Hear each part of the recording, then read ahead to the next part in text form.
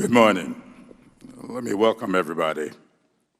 Today, our select subcommittee is holding a hybrid hearing where some members will appear in person and others will appear remotely via WebEx. Since some members are appearing in person, let me first remind everyone, pursuant to the latest guidelines from the House Attending Physicians, all individuals attending this hearing in person must wear a face covering. Members who are not wearing a face covering are not permitted to remain in the hearing room and will not be recognized to speak. Let me also make a few reminders about hybrid hearings. For those members appearing in person, you will be able to see members appearing remotely on the two monitors in front of you. On one monitor, you will see all the members appearing remotely at once in what is known as WebEx as grid view mode. On the other monitor, you will see each person speaking during the hearing when they are speaking, including members who are appearing remotely. For those members appearing remotely, you can also see each person speaking during the hearing, whether they are in person or remote, as long as you have your WebEx set to active speaker mode. If you have any questions about this, please contact committee staff immediately. Let me also remind everyone of the House procedures that apply to hybrid hearings. For members appearing in person, a timer is visible in the room directly in front of you. For those who may be remote, we have a timer that should be visible on your screen when you're in the active speaker with thumbnail mode and you have the timer pinned. For members who may be appearing remotely, a few other reminders. The House rules require that we see you, so please have your cameras turned on at all times, not just when you are speaking. Members who are not recognized should remain muted to minimize background noise and feedback. I will recognize members verbally, and members retain the right to seek recognition verbally. In regular order, members will be recognized in seniority order for questions. If you are remote and want to be recognized outside of regular order, you may identify that in several ways. You may use the chat function to send a request. You may send an email to the majority staff. Or you may unmute your mic to seek recognition. Obviously, we do not want people talking over each other, so my preference is that members use the chat function or email to facilitate formal verbal recognition. Committee staff will ensure that I am made aware of the request and I will recognize you. As members of the committee are likely aware, we expect votes to be called in the middle of this hearing. Out of respect for members and witnesses' time, and because of the long duration of each vote during this public health emergency, I do not plan to recess the hearing at any time. Committee members, including those who are recognized for questions while the vote is ongoing, will have sufficient time to step out of the hearing, cast their vote, and return to the hearing. We will begin this hearing in just a moment when they tell me they are ready to begin the live stream.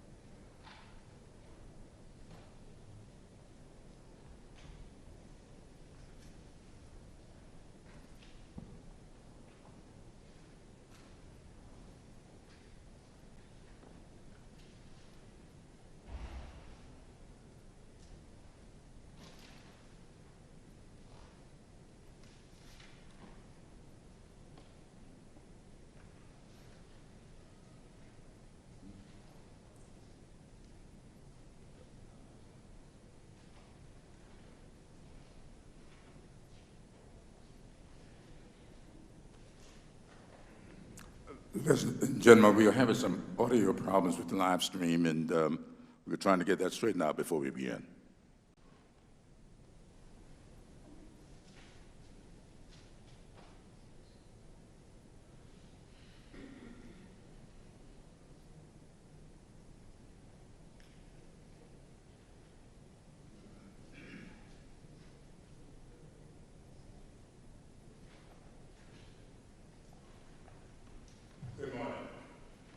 Good morning. I think we've gotten it straightened out. Ladies and gentlemen, our nation is in the midst of a public health catastrophe. As of this week, more than 150,000 Americans are dead from the coronavirus, by far the most of any country in the world. As the virus is still spreading rapidly across our country, it took nearly 3 months for the United States to go from 1 infection to 1 million. Now, we're at more than 4 million, with at least 1 million Americans infected in just the last 2 weeks. Hospitalizations and deaths are unacceptably high. Hospitals in some states are at risk of running out of beds, and some hospitals have reported that they may be forced to choose which patients to treat and which to send home to die. On our current course, experts predict another 150,000 Americans could lose their lives from the coronavirus by the end of this year. My goal today is simple: to hear from our nation's top public health experts on what steps we need to take to stop the unnecessary deaths of more Americans. To improve our response, we need to identify and correct past failures, especially those that are ongoing. Regrettably, nearly 6 months after this virus claimed its first American life, the federal government has still not yet developed and implemented a national strategy to protect the American people. The administration has failed on testing. While they were given warnings, including from this committee, that millions more tests were needed. At least 11 states, including my home state of South Carolina, are currently conducting less than 30% of the tests they need to control the virus. With state cases surging, states now face severe testing shortages. Wait times for results are a week or longer in many places, and some states have been forced to ration scarce tests, limiting them to only the sickest patients. Without widely available rapid testing, it is nearly impossible to control the spread of the virus and safely reopen our economy. Yesterday, it was reported that back in April, the administration considered implementing a national strategy to coordinate the distribution of test kits and contact tracing infrastructure, but it decided not to do so because at the time, the virus was primarily available rapid testing. It is nearly impossible to control the spread of the virus and safely reopen our economy. Yesterday, it was reported that back in April, the administration considered implementing a national strategy to coordinate the distribution of test kits and contact tracing infrastructure, but it decided not to do so because at the time, the virus was primarily spreading in blue states. Since the earliest days of this crisis, the Trump administration has also refused to call on Americans to take simple steps to stay safe, like wearing a mask and social distancing. Instead, the president has downplayed the severity of the crisis, claiming the virus will disappear, sidelining government experts who disagree and seek to legitimize discredited remedies. When the public health agencies contradicted the White House's political message, for example, when the CDC warned that fully reopening schools presented the highest risk for spreading the coronavirus, the White House pressured the agency to change their advice. The result of these decisions is that the virus has continued to rage out of control, and our nation's economic misery has continued. And that brings us to today's hearing. It is clear that the administration's approach of deferring to the states, sidelining the experts, and rushing to reopen has prolonged this virus and led to thousands of preventable deaths. In fact, the United States response stands out as among the worst of any country in the world. My question is, where should we go from here? Today, I am calling for the administration to finally give America a comprehensive national plan that prioritizes science over politics. That plan should include buying and distributing enough tests and protective gear for every American who needs them. And it should include clear public health guidance to every American to help curb the spread of the virus. I am looking forward to hearing from our panel what common sense steps we can take as a country to control this virus and how the administration plans to accomplish this goal. Today's witnesses have long distinguished careers under both Republican and Democratic presidents. Public health is not a partisan issue, and I hope that all members of the committee will join me in seeking the best health advice for the American people, not fighting partisan political battles. We do not need to lose another 150,000 American lives. But if we do not make drastic changes now, this tragic outcome is well within the realm of possibility. The chair now recognizes the distinguished ranking member for his opening statement. Thank you, Mr. Chairman, and thank our witnesses for being here. Before I open, I do want to mention, Mr. Chairman, this is our first meeting that we've had since the passing of our dear friend and colleague, John Lewis. I know you personally were friends with him for roughly 60 years, and we all feel that loss. Very fitting tributes yesterday, and he was a dear colleague, but he was also a key important part of the movement that has made America an even greater nation. It's very fitting that our country has been paying such a great tribute to a dear friend and an icon in the civil rights movement, our friend John Lewis. Thank you again, Mr. Chairman, too, for having this hearing. I want to thank the witnesses, and I also want to thank your teams, because you represent what is on the front lines of President Trump's plan to combat the coronavirus crisis.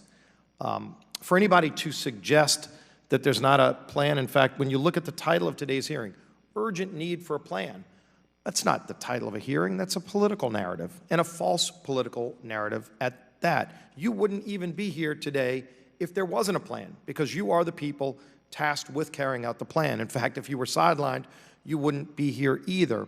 And I know some people want to suggest that, but maybe they haven't spent time reading different components of the plan. These are just a few, by the way, a few of the documents that your agencies have published to show states how to safely reopen, to show schools how to safely reopen, to show nursing homes how to care for their patients, which, by the way, if all governors would have followed those guidelines, thousands more seniors in nursing homes would be alive today if just 5 governors would have followed your plan that was developed by President Trump and is being carried out by you and your teams effectively every day. So again, let me thank you on behalf of the millions of American people who are alive today that wouldn't be alive if you weren't carrying out President Trump's effective plan to keep Americans safe as we learn about this virus, as we work to get a cure for this virus. And by the way, the cure, Operation Warp Speed, is part of President Trump's national plan, and I think we've all seen just how close we are to a vaccine, which is revolutionary in modern time. To be this close to a vaccine, we wouldn't be here that close to a vaccine without President Trump's leadership and without the work of you and your teams to carry out that plan. So again, I appreciate the work that you continue to do. Every day we learn more about a plan, like any plan, whether it's a military plan or a football plan. You start the first play with a plan, and then the plan has to change as things change along the way, and we're seeing that play out daily. When you look at the work that's been done, I think we talk about different parts of the guidance. We've not always been in agreement on each part of them, but we've had a number of hearings where we've talked through how to improve testing. In fact, one of the first hearings we had in this committee on testing was back when America was maybe conducting less than 200,000 tests a day. Today, because of the work that y'all have been doing and because of the President's plan, we're at over 800,000 tests per day, and that number continues to grow. Nobody's stopping, nobody's resting on their laurels, but when you look at that trajectory, again, going from a virus that no one even knew about just 6 months ago, China lied about during that period, where we could have learned a lot more, where we could have saved more lives while China was lying. I wish we would have hearings on that, because that is a real fact. That's not a political talking point. We all know not only did China lie, they corrupted the World Health Organization, and they were perpetuating that as well. It made it harder for us. I remember being in a meeting at the White House with Dr. Fauci months ago, before it was a global pandemic, and we were talking about the desire to get some of our medical experts into China to find out what was really going on, and they wouldn't let you in. The Chinese Communist Party wouldn't let you in when President Trump wanted to send medical experts into China before it spread into the United States, and that caused lives. Why aren't we having a hearing about that? Clearly, we talk about some of the other different things that were done to stop the spread. The President actually did develop an early plan called 15 Days to Stop the Spread. It was one of the first real organized plans to encourage states to pull back. It wasn't an easy plan for the President to have to issue, but it was necessary. And in fact, there were meetings in the White House. I think Dr. Fauci and Dr. Birx were there as that plan was being carried out, that you determined maybe we need to go longer, to go 30 more days. And in fact, by going 30 more days, you could save 1 million, maybe 2 million more lives. And then President Trump announced that plan and did save those lives. The Trump administration then released a plan called Guidelines, opening up America again, on how states could safely reopen. That's this part of the plan, by the way. Maybe some people are so busy reading tweets that they haven't actually read the plan. It's really good guidance issued by some of the most recognized international experts on disease prevention. Some of you here today represent parts of this plan. And so in opening up America, again, showed how states could safely reopen. The plan was developed by public health experts. Some complained that President Trump didn't have the power to force states to reopen. So the administration actually released guidelines so that states had discretion. Each state, we all understand how the 10th Amendment works. Each governor is in charge of their state. Nursing homes are actually regulated by the states, not by the federal government. But we give guidance, and it's been really good guidance. And in fact, that guidance has saved lives. We hear cities, and we hear people talking about the cries of the need for testing. So let's talk about what HHS has done to lead on testing. 0 tests. Again, go back a few months ago, 0 tests to now over 800,000 tests a day. In a matter of just months, over 52 million tests have been conducted nationally.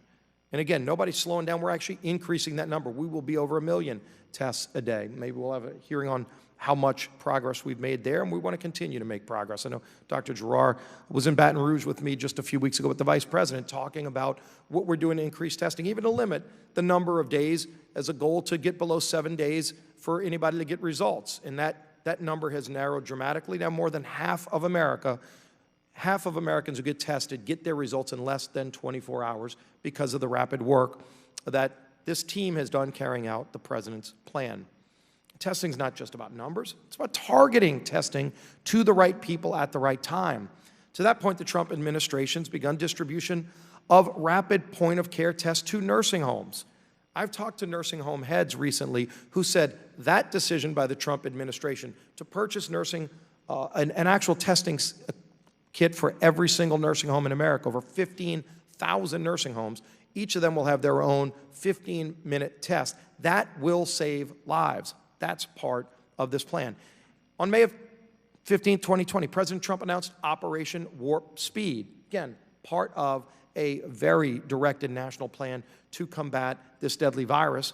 Operation Warp Speed is a public-private partnership between several federal agencies to accelerate the development, manufacturing, and distribution of a COVID-19 vaccine, as well as therapies, diagnostics, other things to direct the specific goal of delivering 300 million doses of a safe, effective, FDA-proven vaccine for COVID-19 by January 2021, and we're seeing that happen at remarkable speed. In fact, we're not just going to wait for FDA approval. They're mass producing those vials right now so that if there is one of those vaccines approved by the FDA, it's ready to go. We don't start manufacturing at that point and cost us more weeks. We're actually ready to go. By the way, some of that money was money that we passed in the CARES Act that President Trump has used effectively to be ready as the vaccines are being developed in testing phases.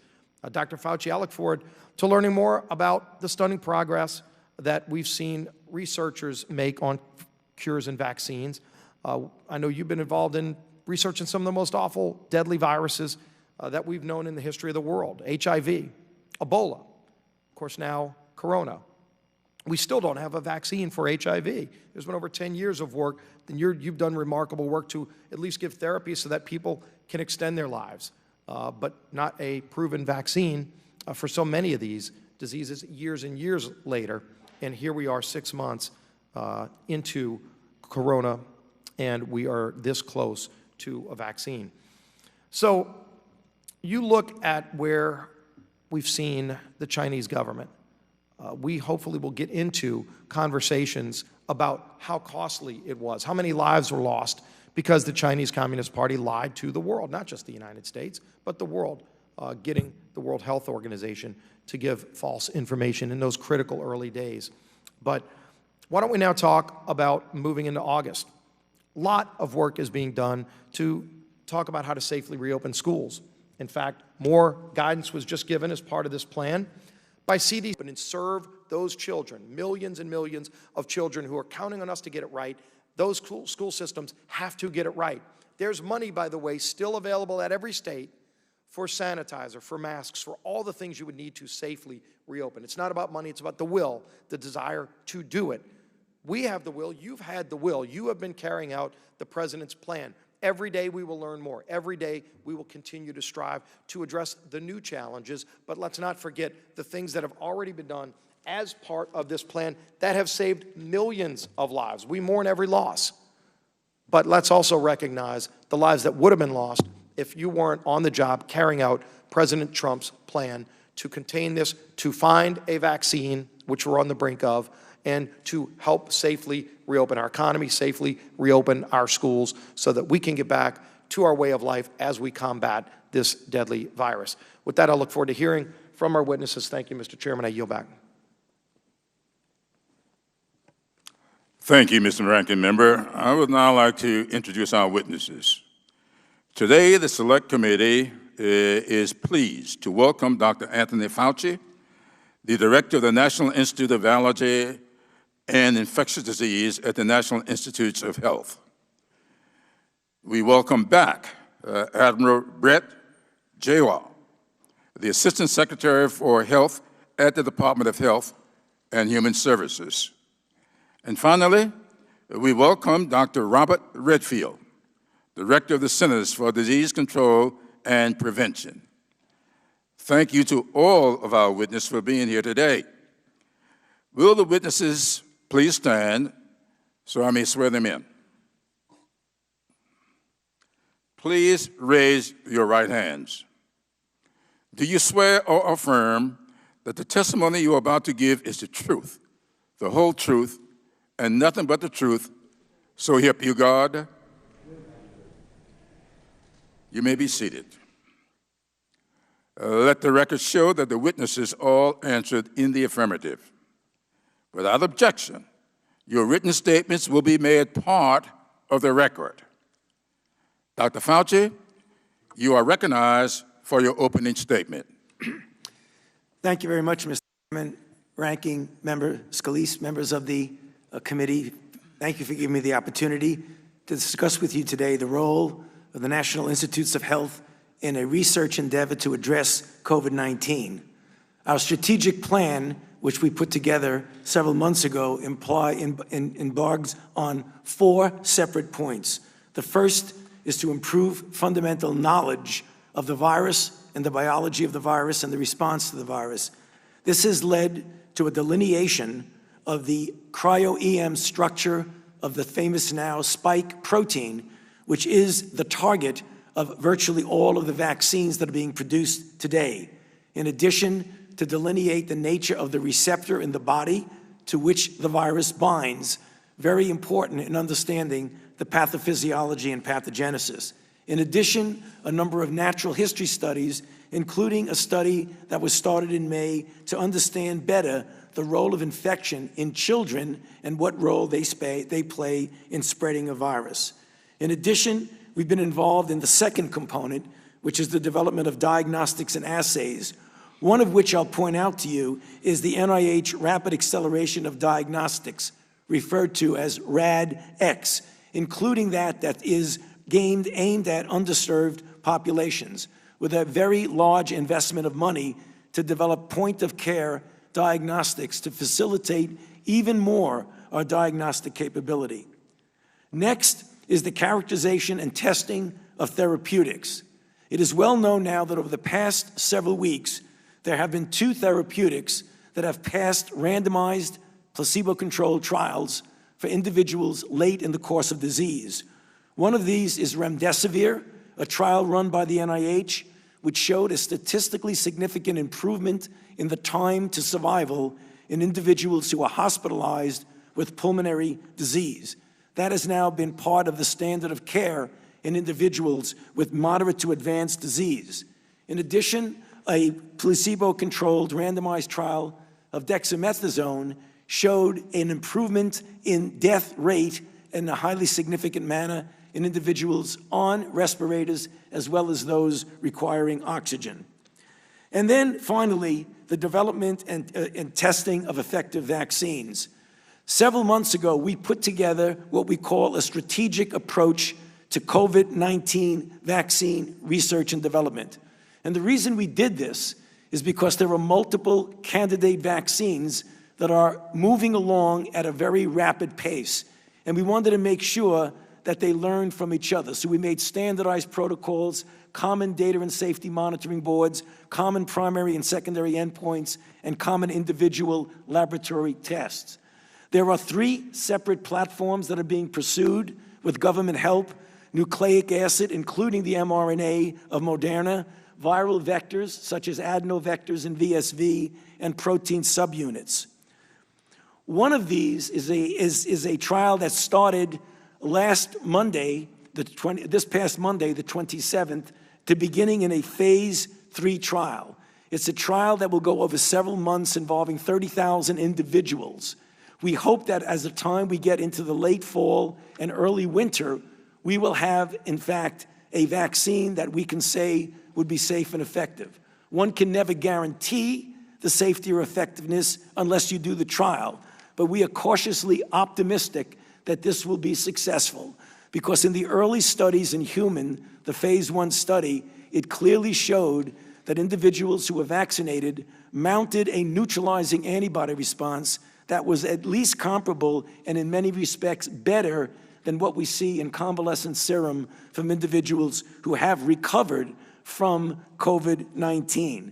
As I mentioned, the phase 3 trial has already started. 30,000 individuals, we are already starting to enroll. I might also conclude, members of the committee, to point out that there is a website called coronaviruspreventionnetwork.org where individuals can actually indicate their willingness to participate in the clinical trials and to make sure that we have a diverse representation. Already, as of last night, there have been over 250,000 individuals who have registered their interest in being in these trials. And I just want to use my last couple of seconds to urge anyone who's listening who wants to participate to please go to that website and register so that you can be part of the solution of this terrible scourge. Thank you, Mr. Chairman. Thank you very much, Dr. Fauci. We will now hear from Dr. Giroir, or Admiral Giroir. Both are fine. Chairman Clyburn, Ranking Member Scalise, and distinguished members of the committee, it is good to see all of you again. Testing is an essential component of America's public health response to COVID-19. Testing enables clinical decision-making. It heralds impending outbreaks. It informs resource allocation, and it assists in minimizing economic and social disruption. But we cannot test our way out of this or any other pandemic. Testing does not replace personal responsibility. It does not substitute for avoiding crowded indoor spaces, or washing hands, or wearing a mask. A negative test does not mean that you won't be positive tomorrow. A negative test does not substitute for avoiding crowds, or wearing a mask, or protecting the vulnerable with your actions.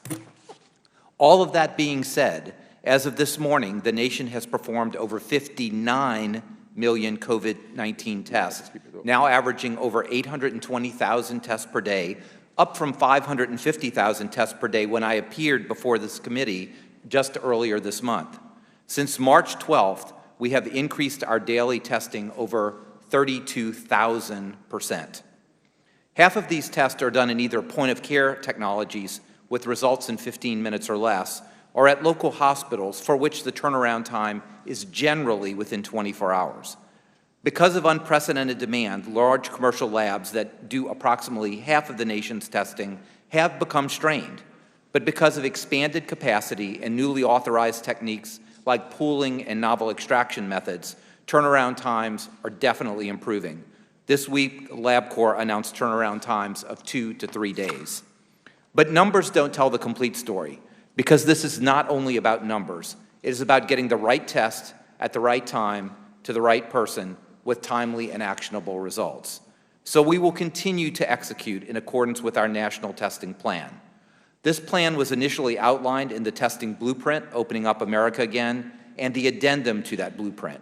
It was operationalized in the federal requirements for each state's testing plan. Our plan was further detailed in the administration's testing strategy report provided to Congress on May 23rd. In short, we are 1, identifying newly emergent outbreaks early to facilitate swift community action. 2, diagnosing COVID-19 rapidly in hospitalized patients to accelerate receipt of those proven treatments. 3, protecting the vulnerable, both the elderly and high-risk racial, ethnic, and socioeconomic minorities. 4, enabling identification and isolation of those who are infectious, coupled with contact tracing. 5, advancing state testing plans to achieve overall national objectives, as well as state-specific goals. And 6, supporting safe reopening of schools and businesses through surveillance testing that does not impinge upon the clinical diagnostic system. With the limited time I have remaining, I want to highlight 2 of these objectives. Protecting the elderly has been, is, and will continue to be a foremost priority for this administration.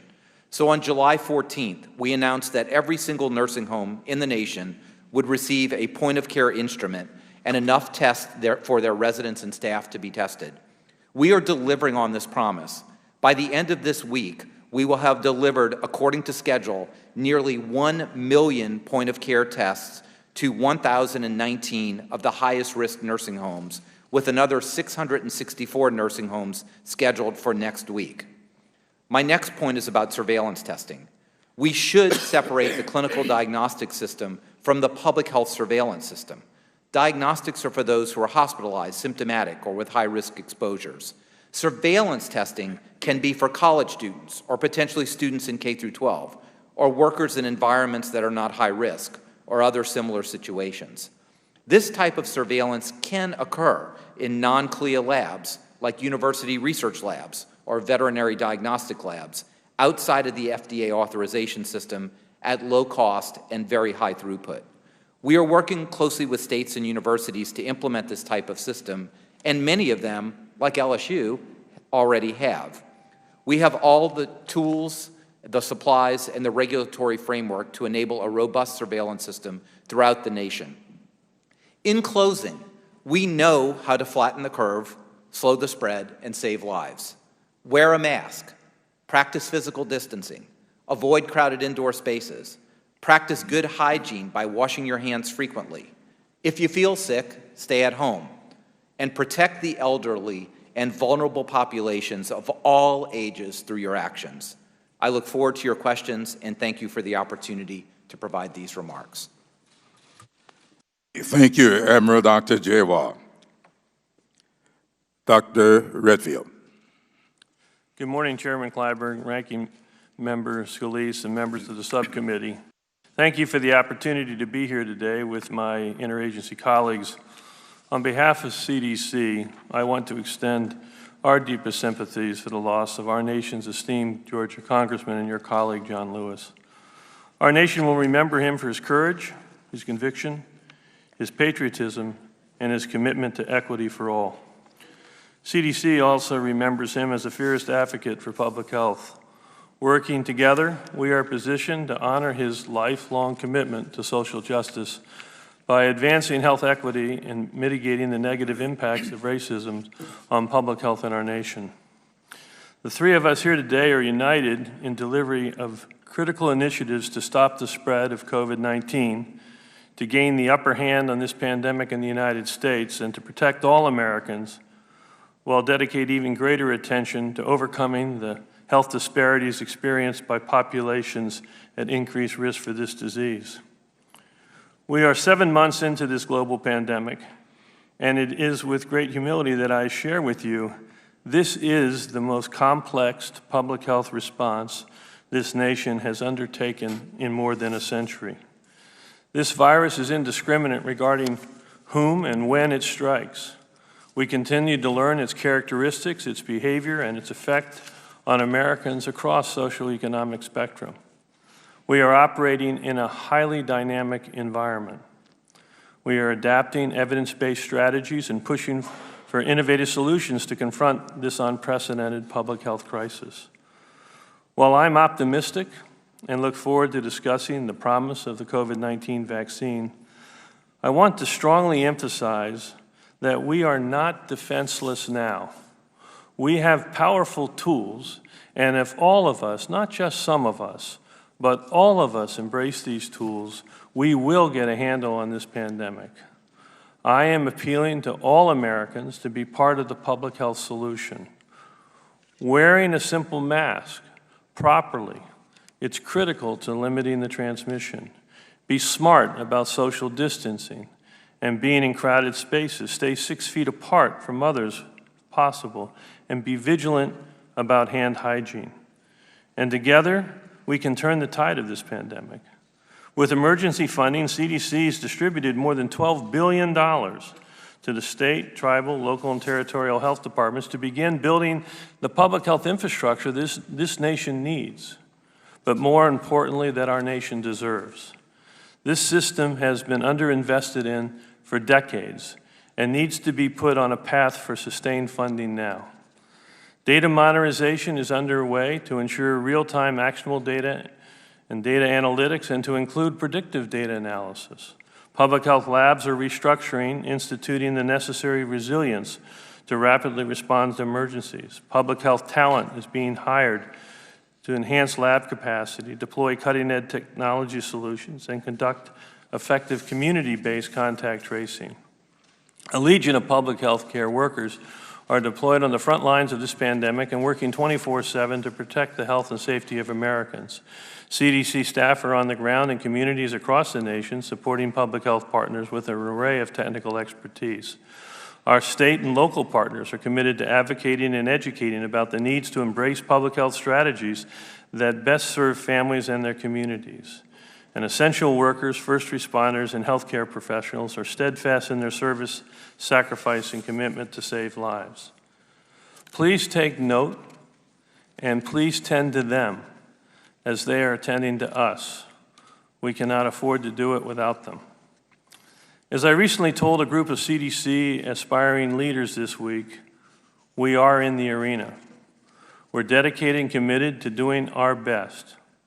And I'm confident that united, we will emerge a better, stronger, and more resilient nation.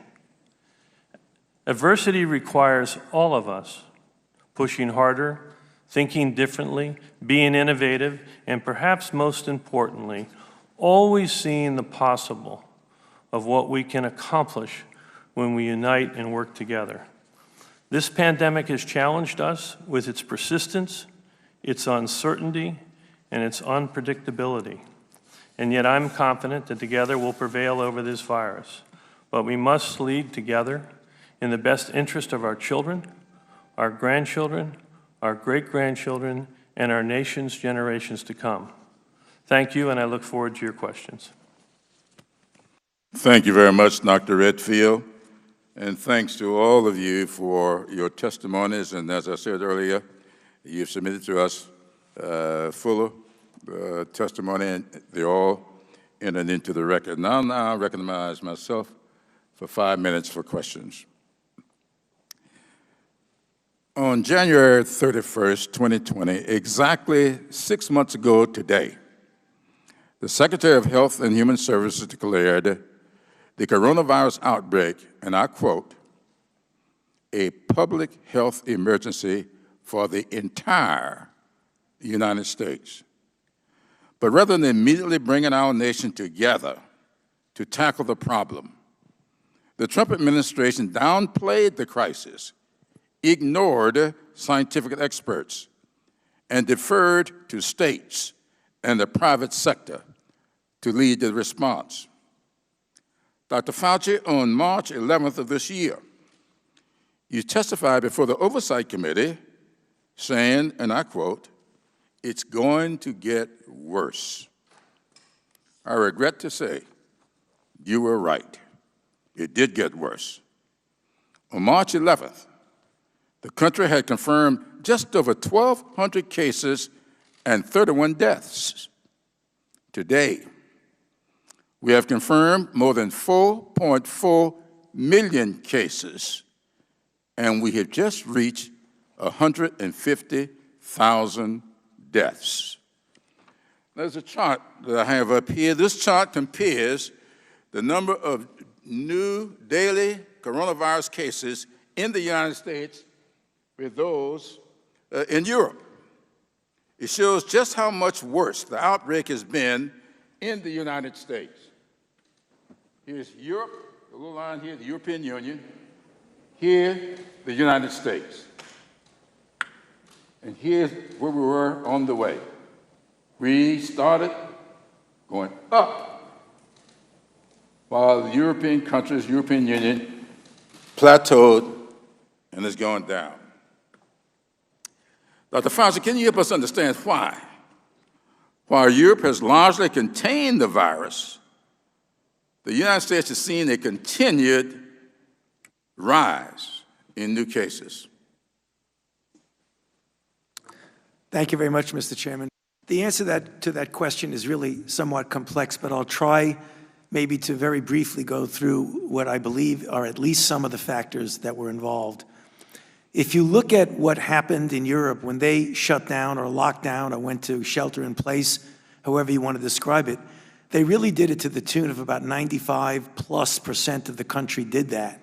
When you actually look at what we did, even though we shut down, even though it created a great deal of difficulty, we really functionally shut down only about 50% in the sense of the totality of the country, which means when we reached our peak, as they did, they came down almost to a low baseline, as you've shown very clearly.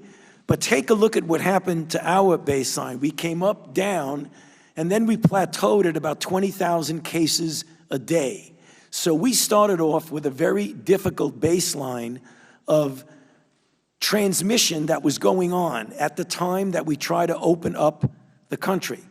And when we opened up the country, what we saw, particularly most recently in the southern states, was an increase of cases to 20, 30, 40, 50, and a couple of weeks ago it was up to 70,000 per day, and now it's down between 50 and 60. And the reasons for that are complex. There were some states that did it very well, and there are some states that did not.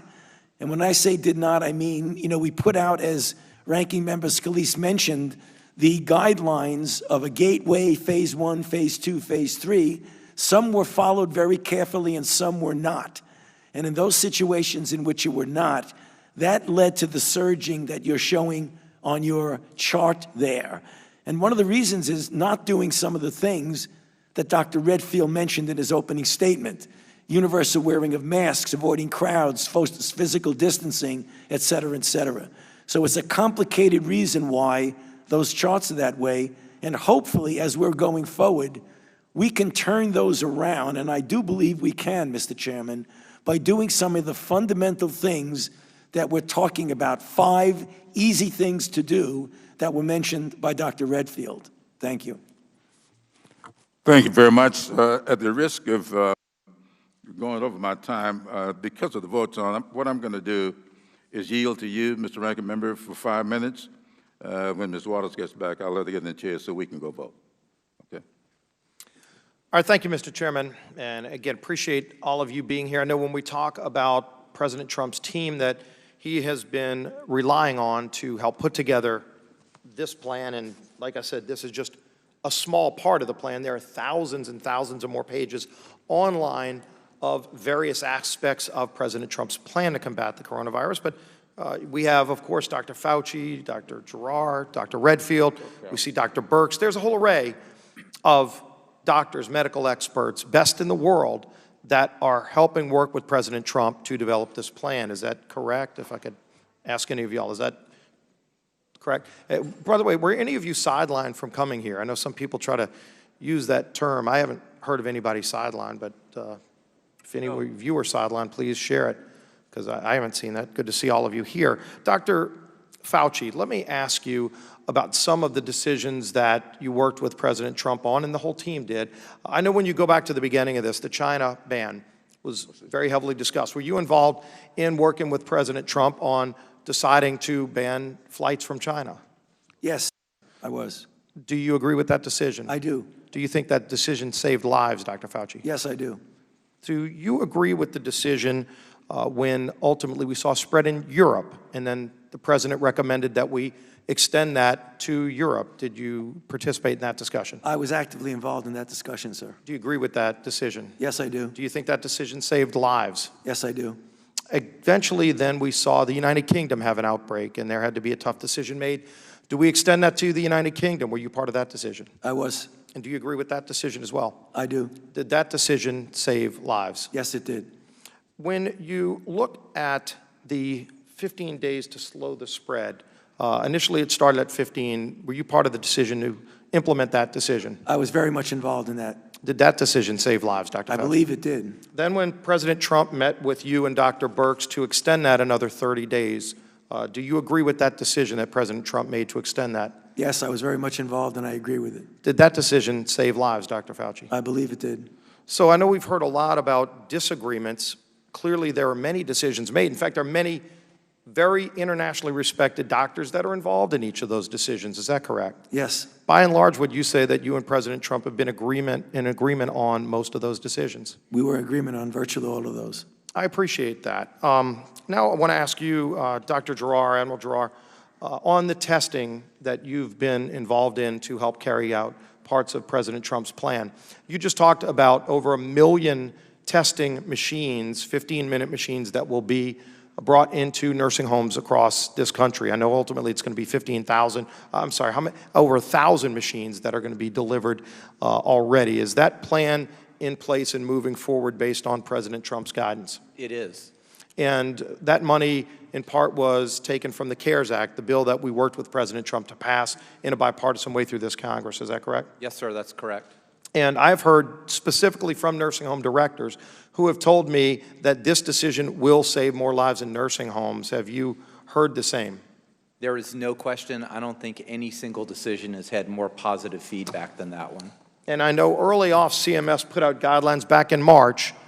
These were just part of the many guidelines that CMS put out on guidance to prevent COVID spread in nursing homes. We know that 45 governors followed this guidance. 5 governors did not follow this guidance, and we saw in those states tens of thousands of seniors in nursing homes died who shouldn't have died. If this guidance was followed by those governors, do you think they would have saved more lives? As I have testified here before, I think it's a very concerning practice to send an infectious person back to a nursing home. Well, thank you, and I wish those governors would have followed the guidance that President Trump's team put out as part of a major overall plan. Now, Dr. Redfield, I want to talk to you about reopening schools. I know you've been very involved in this. CDC's put out multiple documents of guidance for safely reopening schools. Here, checklist for parents, checklist for teachers, guidance for K through 12 school administrators on the use of cloth face masks in schools. I know some people want to make that controversial. This is President Trump's plan, part of his plan to safely reopening schools, talked about the use of masks. Here you've got school decision-making tool for parents, caregivers, and guardians. Are these all parts of the president's plan to safely reopen schools? Yes. Have you been involved in developing that with President Trump? Yes. Do you think that schools should safely reopen this fall with in-person learning? Yes, I think it's important to realize that it's in the public health best interest of K through 12 students to get back in face-to-face learning. There's really very significant public health consequences of the school closure. So well, for example, they lack the ability to detect child abuse that occurs and is detected often in schools. Do you know how much child abuse will not be detected if children aren't returning to the school? Clearly, we're seeing less reporting of it, and again, I think it's a direct consequence of the school closures. Well, 7.1 million kids get their mental health service in schools. They get nutritional support, as we mentioned, from schools. We're seeing an increase in drug use disorder as well as suicide in the adolescents individuals. So I do think it's really important to realize it's not public health versus the economy about school opening. It's public health versus public health of the K through 12 to get these schools open. We got to do it safely, and we've got to be able to accommodate. Well, I appreciate that, and I know we're out of time. I hope that these school systems follow President Trump and these great medical doctors' guidance and help those kids by safely reopening. With that, I thank our witnesses, and Mr. Chairman, I yield back. I thank the ranking member. The chair now recognizes Mr. Maloney for 5 minutes. Thank you, Mr. Chairman, and thank you, Mr. Ranking Member. And I want to thank all of our witnesses today, particularly Dr. Fauci, who was born in the great city of New York, in the beautiful borough of Brooklyn. New Yorkers are very proud that you were a New York raised and New York doctor before you became America's doctor. And I must say that, as the chairman mentioned, when we had our hearing on March 11th, which I was privileged to chair, when I asked you how is it going to go, you said it's going to get worse and worse and worse. And the next day, everybody started closing down, sports clubs, museums, and treating it with the seriousness that disease had to be treated with. And at that hearing, when asked about testing, you said, and I quote, that we're not really geared up to do what we need right now. In fact, you said, and you called it failing. Now it's 5 months later. Where would you rate us now in our efforts? I know my city and other cities have worked diligently trying to respond. Where would you put us now with testing? What do we have to do to continue to get better?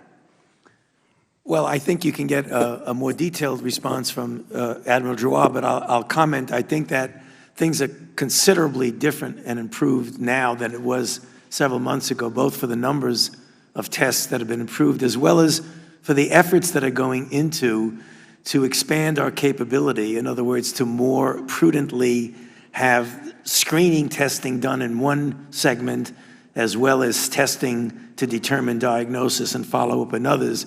But Dr. Giroir is much better qualified to give you the details of that. But I would like to now move to vaccines. That's the challenge now.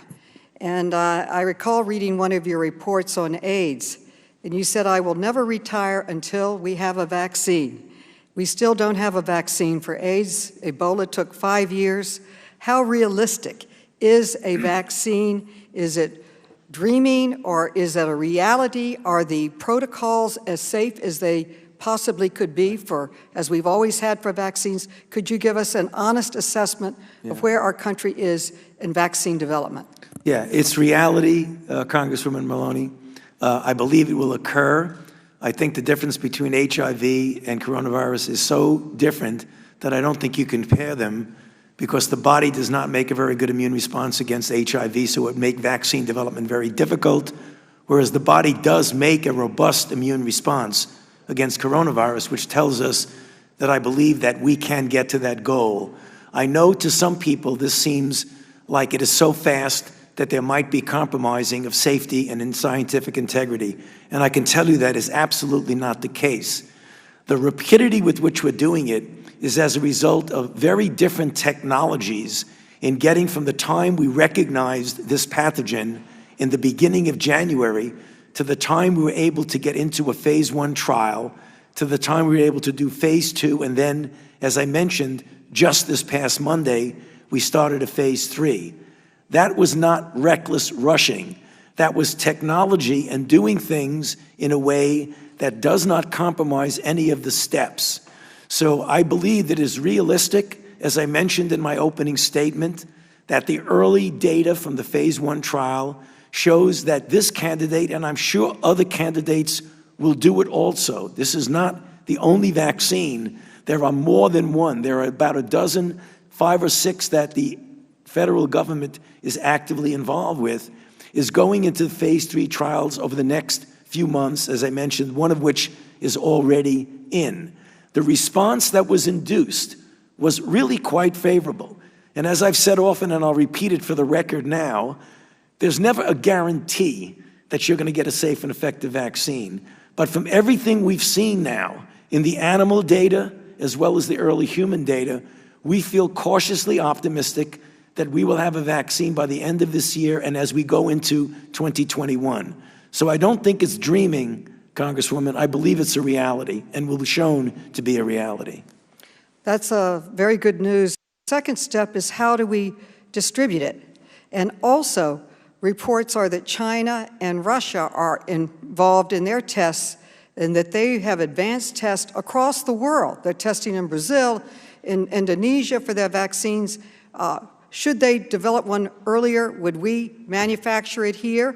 When we develop it, how do we plan to distribute it? We also have to think about the world. If we don't cure it in the world, then we haven't cured it too. Right. So the steps forward after the vaccine's developed. Sure, there are a couple of questions. I'll try to answer them quickly, Congresswoman. So the first thing is I do hope that the Chinese and the Russians are actually testing the vaccine before they are administering the vaccine to anyone. Because claims of having a vaccine ready to distribute before you do testing, I think, is problematic at best. We are going very quickly. I do not believe that there will be vaccines so far ahead of us that we will have to depend on other countries to get us vaccines. I believe the program that is being sponsored by us right now and being directed and implemented by us is going at a very rapid speed, prudent but rapid. Now, with regard to distribution, already right now there are plans, as was mentioned, I believe, by Ranking Member Scalise, that we're taking at risk, financial risk, not safety risk, but financial risk, the development of doses of vaccine right now as we speak, so that they will be ready by the time we do show safety and efficacy, we'll be able to distribute it. And it will be done by a number of mechanisms, the standard mechanism working with the recommendation by the ACIP together with the CDC, now being complemented by recommendations from the National Academy of Medicine, and in collaboration with the Department of Defense and the CDC, working together, it will be distributed. Thank you. My time has expired. Thank you very much, Dr. Fauci. The chair now recognizes Ms. Walorski for 5 minutes. Thank you, Mr. Chairman. Gentlemen, thank you for your service. Thank you for being here today. I think that arguably the most important thing the federal government is working on right now is ensuring, and I'm an optimist, and listening to you this morning, I'm still optimistic, that we're going to use the term when and not if when it comes to getting a vaccine shown through trials to be safe and effective, that we have manufacturing and distribution capabilities to go and get it across the nation quickly. I believe that. President Trump has already announced Operation Warp Speed to achieve the goal of delivering 300 million doses of an approved vaccine by January of 2021. It's leveraging the full strength of the public and private sectors, the partnerships that are there and becoming partnerships. is unprecedented in this country, and I salute that. AstraZeneca told the Energy and Commerce Committee a few days ago that this deal with the federal government stipulates that it will sell 300 million doses to the government at no profit. Johnson & Johnson similarly said it will provide its vaccine at a not-for-profit price. Other companies working on vaccines have also promised low prices. Dr. Fauci, between the promises for low prices and existing government programs that cover the cost of a vaccine, is it safe to say that every American will be able to get a vaccine once it's approved?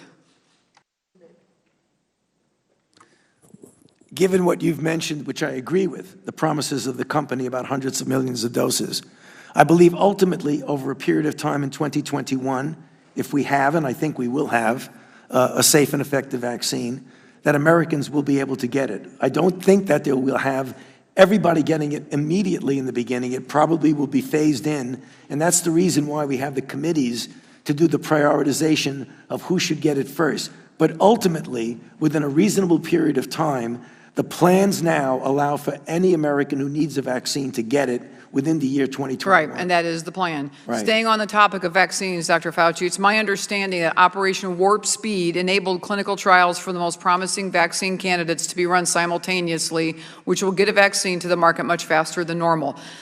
My understanding from listening to you just a few minutes ago, we have eliminated no safety steps in the vaccine approval process, correct? That is correct. Correct. That is correct. Again, just to be clear, so the folks that are watching this are hearing this clearly, concisely, and truthfully from you.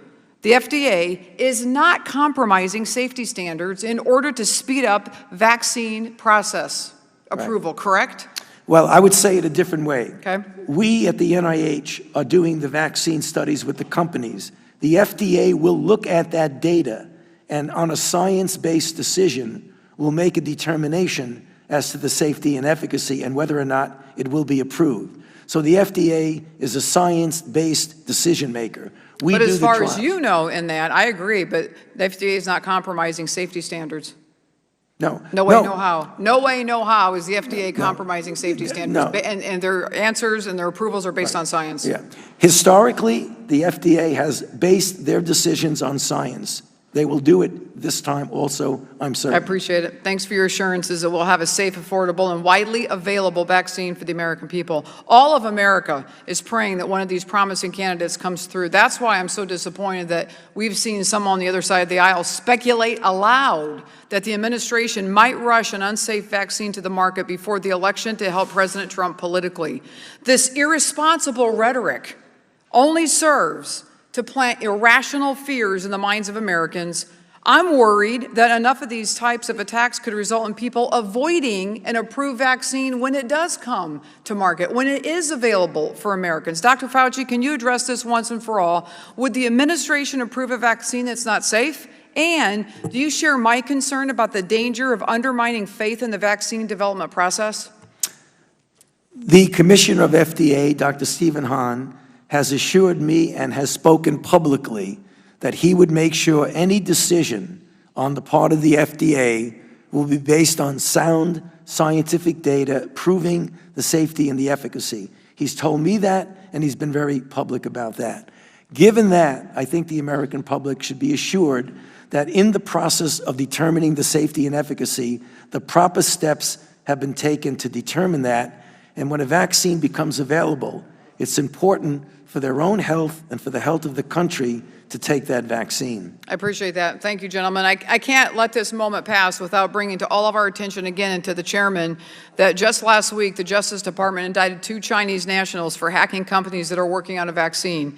We sent a strong message to China this will not be tolerated. I'm glad the administration took action by naming and shaming those involved, as well as closing down a Chinese consulate that was a hub for intellectual property and trade secret theft. We must hold China accountable, Mr. Chairman. We have to. Mr. Chairman, before I close, can you commit to holding a hearing on the threat of Chinese espionage on vaccine products, vaccine producers? Mr. Chairman, whoever's sitting in for Mr. Chairman, will you promise me that we will hold a hearing on the threat of Chinese espionage on vaccine producers? The chairman is not here to answer the question.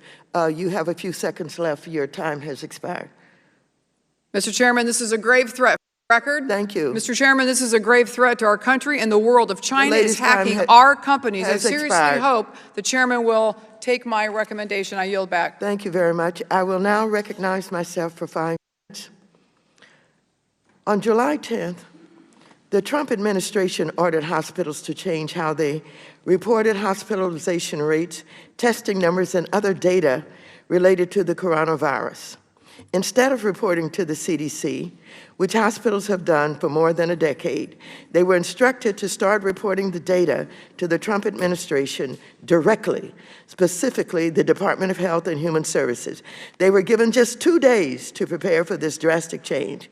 Leading health groups warn that the changes in data reporting will, quote, worsen our ability to mitigate, suppress, and recover from our national public health emergency, unquote.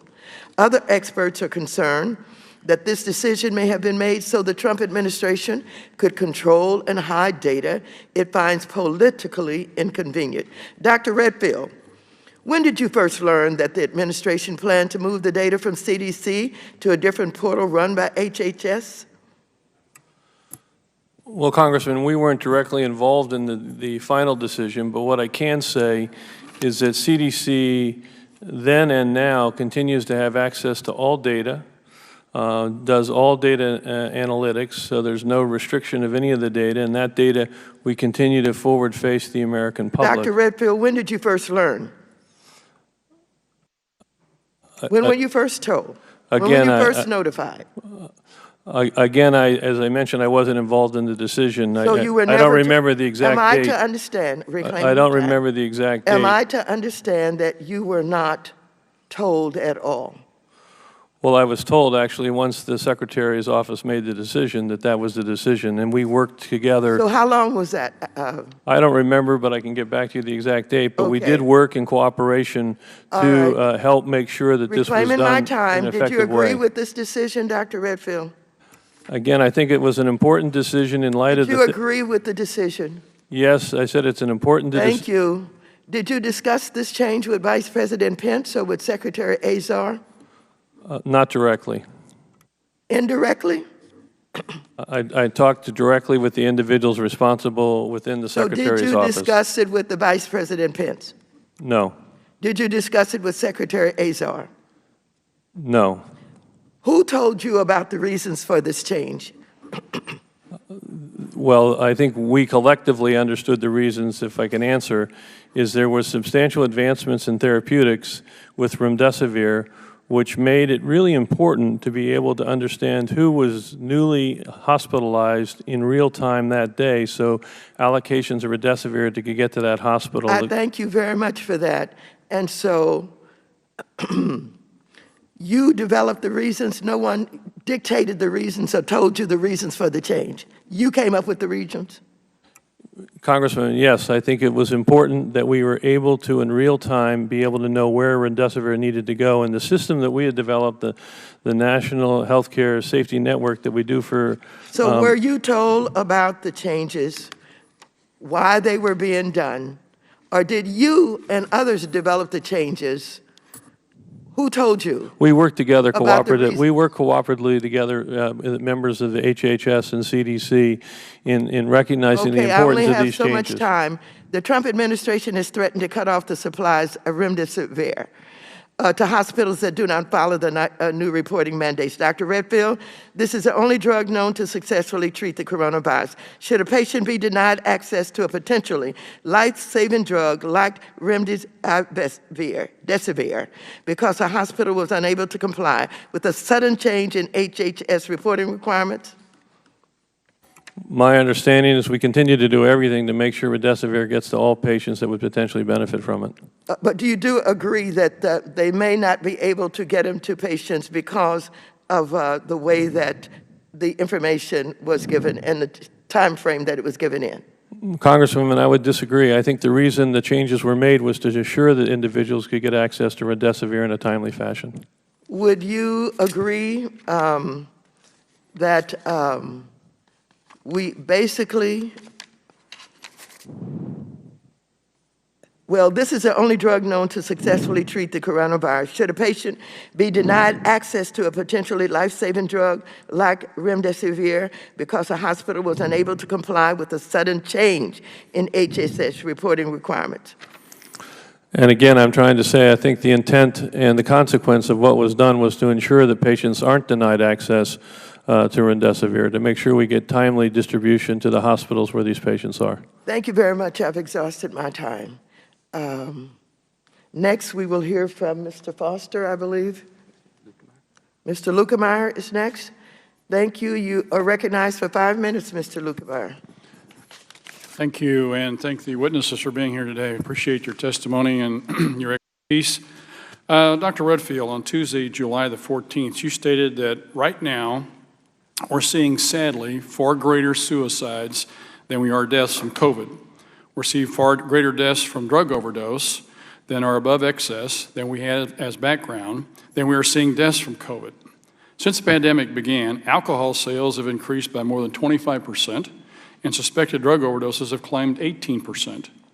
I've said this almost every hearing. We need to make sure we're looking at both sides of this healthcare issue.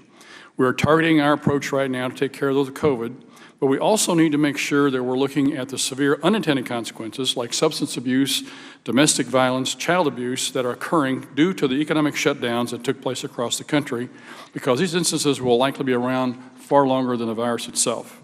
So, Dr. Redfield, do you believe that the blanket shutdowns happening throughout the country are contributing to the drastic increases in substance abuse and suicides, the lack of cancer screenings and treatments and operations and other things like that, we've sort of left out of the picture here as a result of our total focus on COVID?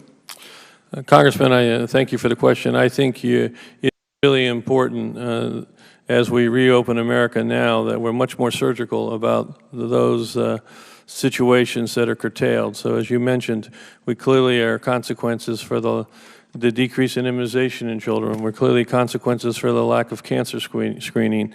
There clearly were consequences for delayed surgeries that were elective that now are semi-elective. There clearly are consequences, substance abuse and mental health services. So it really is important as we reopen our nation that we really ensure that there's not these unintended consequences that I think the reality is did occur during March, April, and May. You know, there was an article that appeared in one of the local magazines with regards to trying to quantify that figure. And they did, and they came up with a figure of around 65,000 people per month that were dying because of the lack of health care that was either being postponed, denied, waived, whatever, versus our total focus on COVID.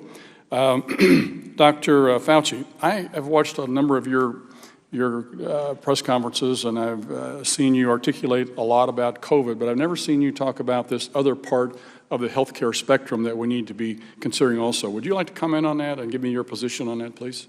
Yes, I actually have commented on that when I've said, most recently talking about schools, that I think that a default position, despite the fact that we have to have flexibility, would be to try and, as best as we possibly can, in the context of the safety of the children and the teachers, to open the schools for the very reasons that I think you mentioned and that Dr. Redfield mentioned, because of the negative consequences on children from a psychological standpoint, as well as the downstream unintended consequences on families. You know, one of the problems that we all have here on this committee is we're sitting here looking at the consequences of our problem that we have with COVID. We're looking at the consequences we have on not attending to the healthcare needs of the rest of society, and we have to sit here and figure out how do we manage this? How do we look at both sides of this? How do we, from 30,000 feet, make sure everybody is taken care of? In our position, what would you recommend, Dr. Redfield, on how we should approach this problem? Again, I just want to echo what Dr. Fauci said earlier. We think that if you do 5 things, we can accomplish.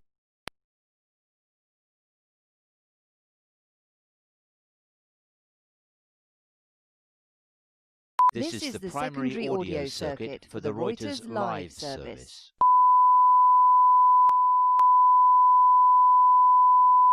This is the primary audio circuit for the Reuters live service.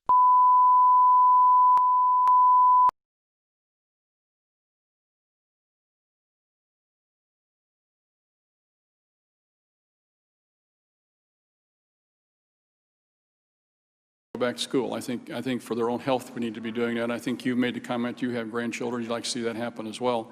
Would you like to comment on the other part of this, again, the unintended consequences of the problems with child abuse that's not being reported because a lot of it's reported by teachers.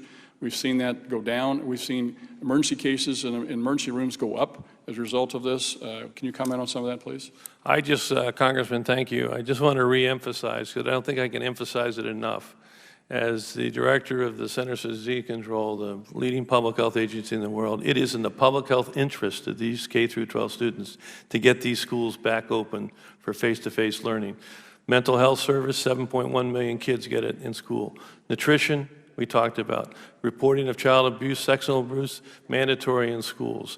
The isolation that these adolescents are feeling that now is associated with increase, as you mentioned, increased drug overdose deaths and now increased suicides. I think it is really important. As a grandfather, 11 grandkids, I want these kids back in school. I have one grandchild with cystic fibrosis. I want it done smartly. All right, but I think we have to be honest that the public health interest of the students in this nation right now is to get a quality education in face-to-face learning, and we need to get on with it. And one of the words I always use. Thank you. The gentleman's time has expired. The chair now recognizes for 5 minutes Ms. Velasquez. Thank you, Mr. Chairman and Ranking Member. Gentlemen, it has been 6 months since this crisis began, yet new infections are still climbing in many states. Many hospitals are at capacity, and thousands of Americans are dying. I am concerned about widespread delays in test results are contributing to this problem. In Arizona, the test positivity rate is over 20%, but test results there have been delayed by up to 16 days. In Florida, many hospitals in the state are near or at capacity, but results can take over a week. In Georgia, some companies have reported average processing times of 5 to 10 days. Dr. Fauci, you said in a recent interview, and I quote, "If you're going to do contact tracing and the test comes back in 5 to 7 days, you might as well not do contact tracing because it's already too late." Dr. Fauci, if a 5-day testing delay is too long, then is it fair to say that a 16-day delay is absurd? What are the consequences from these delays? I believe you can get a more detailed answer from Admiral Giroir, but as I said before, that is a delay that would interfere with the effective contact tracing, and we're trying to decrease that, but the exact numbers of the delay, I believe that Admiral Giroir has more precise information on that. Yes, sir. Admiral. What are the consequences from these delays? Yeah, thank you, ma'am. So as I talked about half the tests are done either at point of care or within hospitals, which are pretty rapid.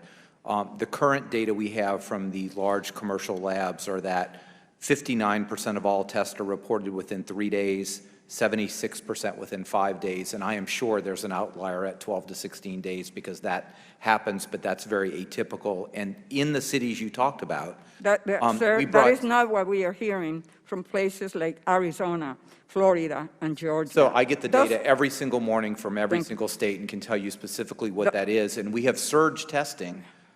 We have brought federal resources to massively surge in Phoenix, and that's why it's totally gone down. In Miami, totally gone down, Jacksonville. Reclaiming my time, Dr. Redfield, I would like to turn to you. Does the CDC have comprehensive information about the wait times for test results in all 50 states? Sorry.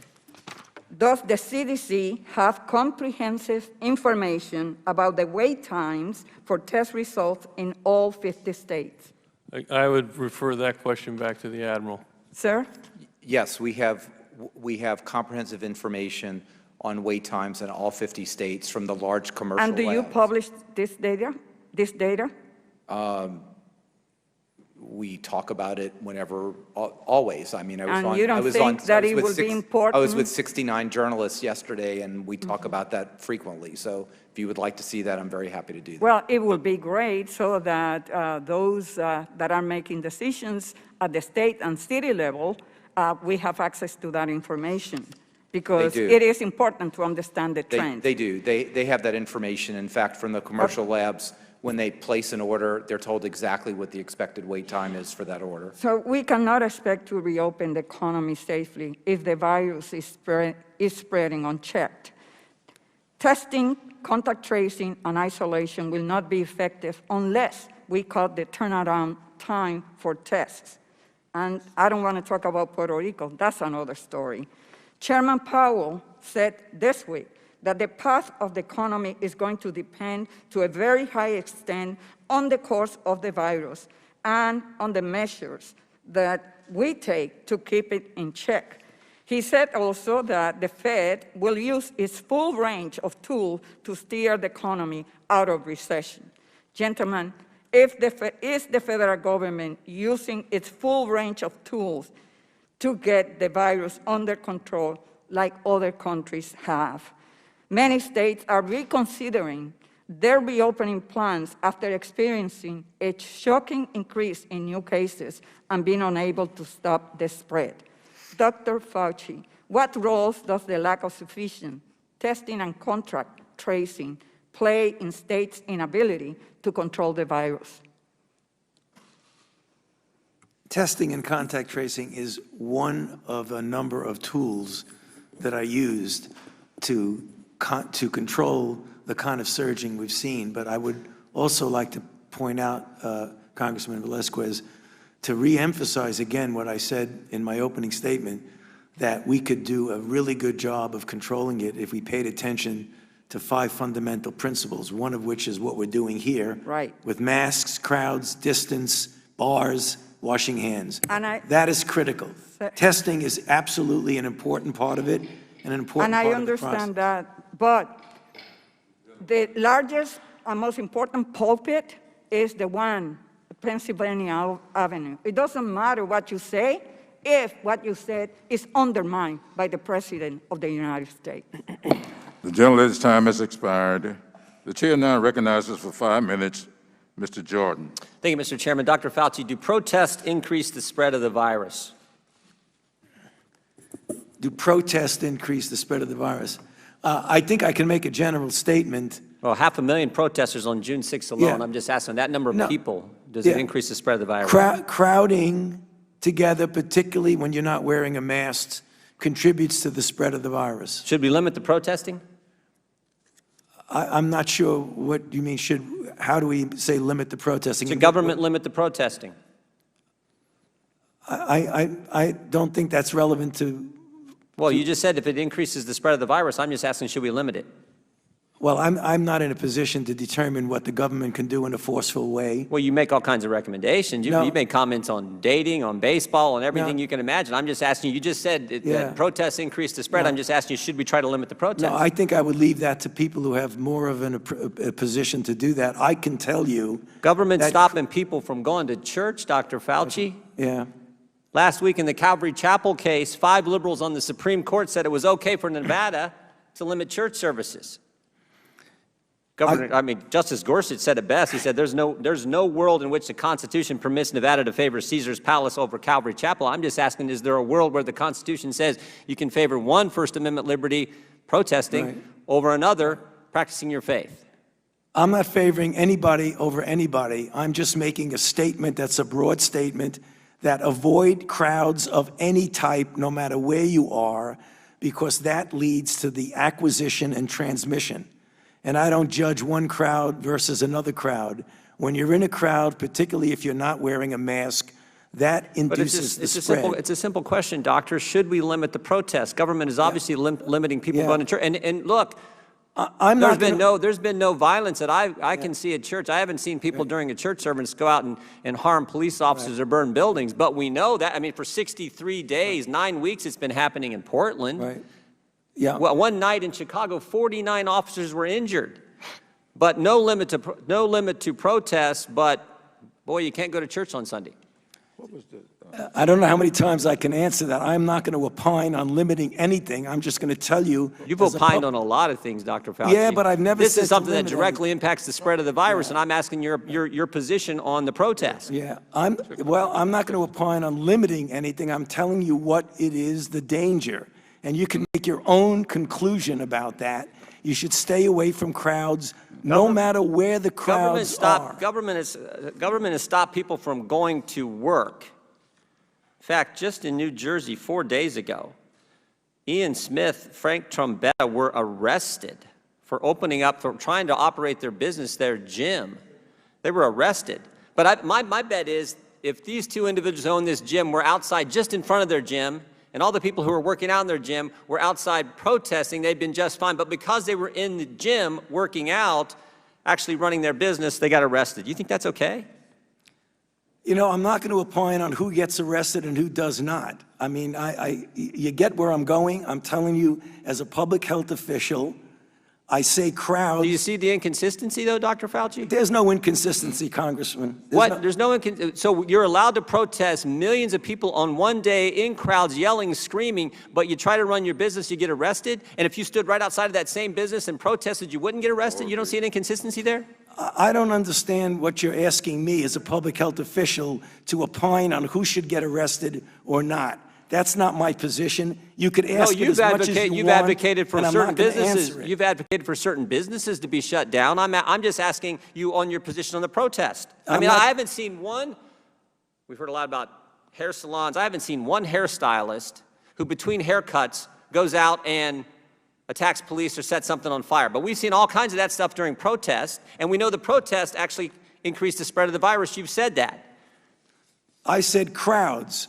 I didn't say specifically. I didn't say protests do anything. So the protests don't increase the spread of the virus? I didn't say that. You're putting words in my mouth. No, I just want an answer to the question. Do the protests increase the spread of the virus? I don't have any scientific evidence that anything. I can tell you that crowds are known, particularly when you don't have a mask, to increase the acquisition and transmission.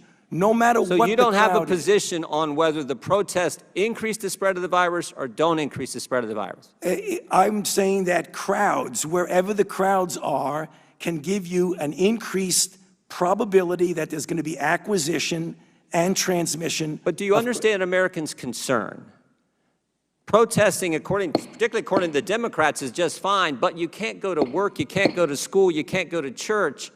There's limits placed on all three of those fundamental activities, First Amendment activities, but protesting is just fine. You know, the gentleman's time has expired, but I'll just ask the gentleman to just think about his question and put it in reference to crowds that gather at political meetings, at fundraisers without masks, on an oil rig in Texas, nobody wearing a mask, nobody social distancing, but a fundraiser. Right. Would that be problematic? With that, I'll yield 5 minutes to Mr. Foster.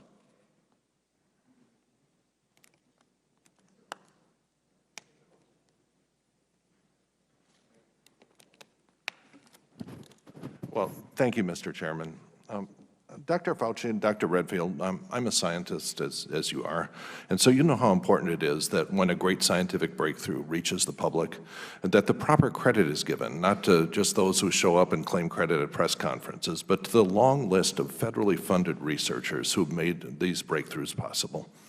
And also to the enlightened federal employees and the politicians who funded that research.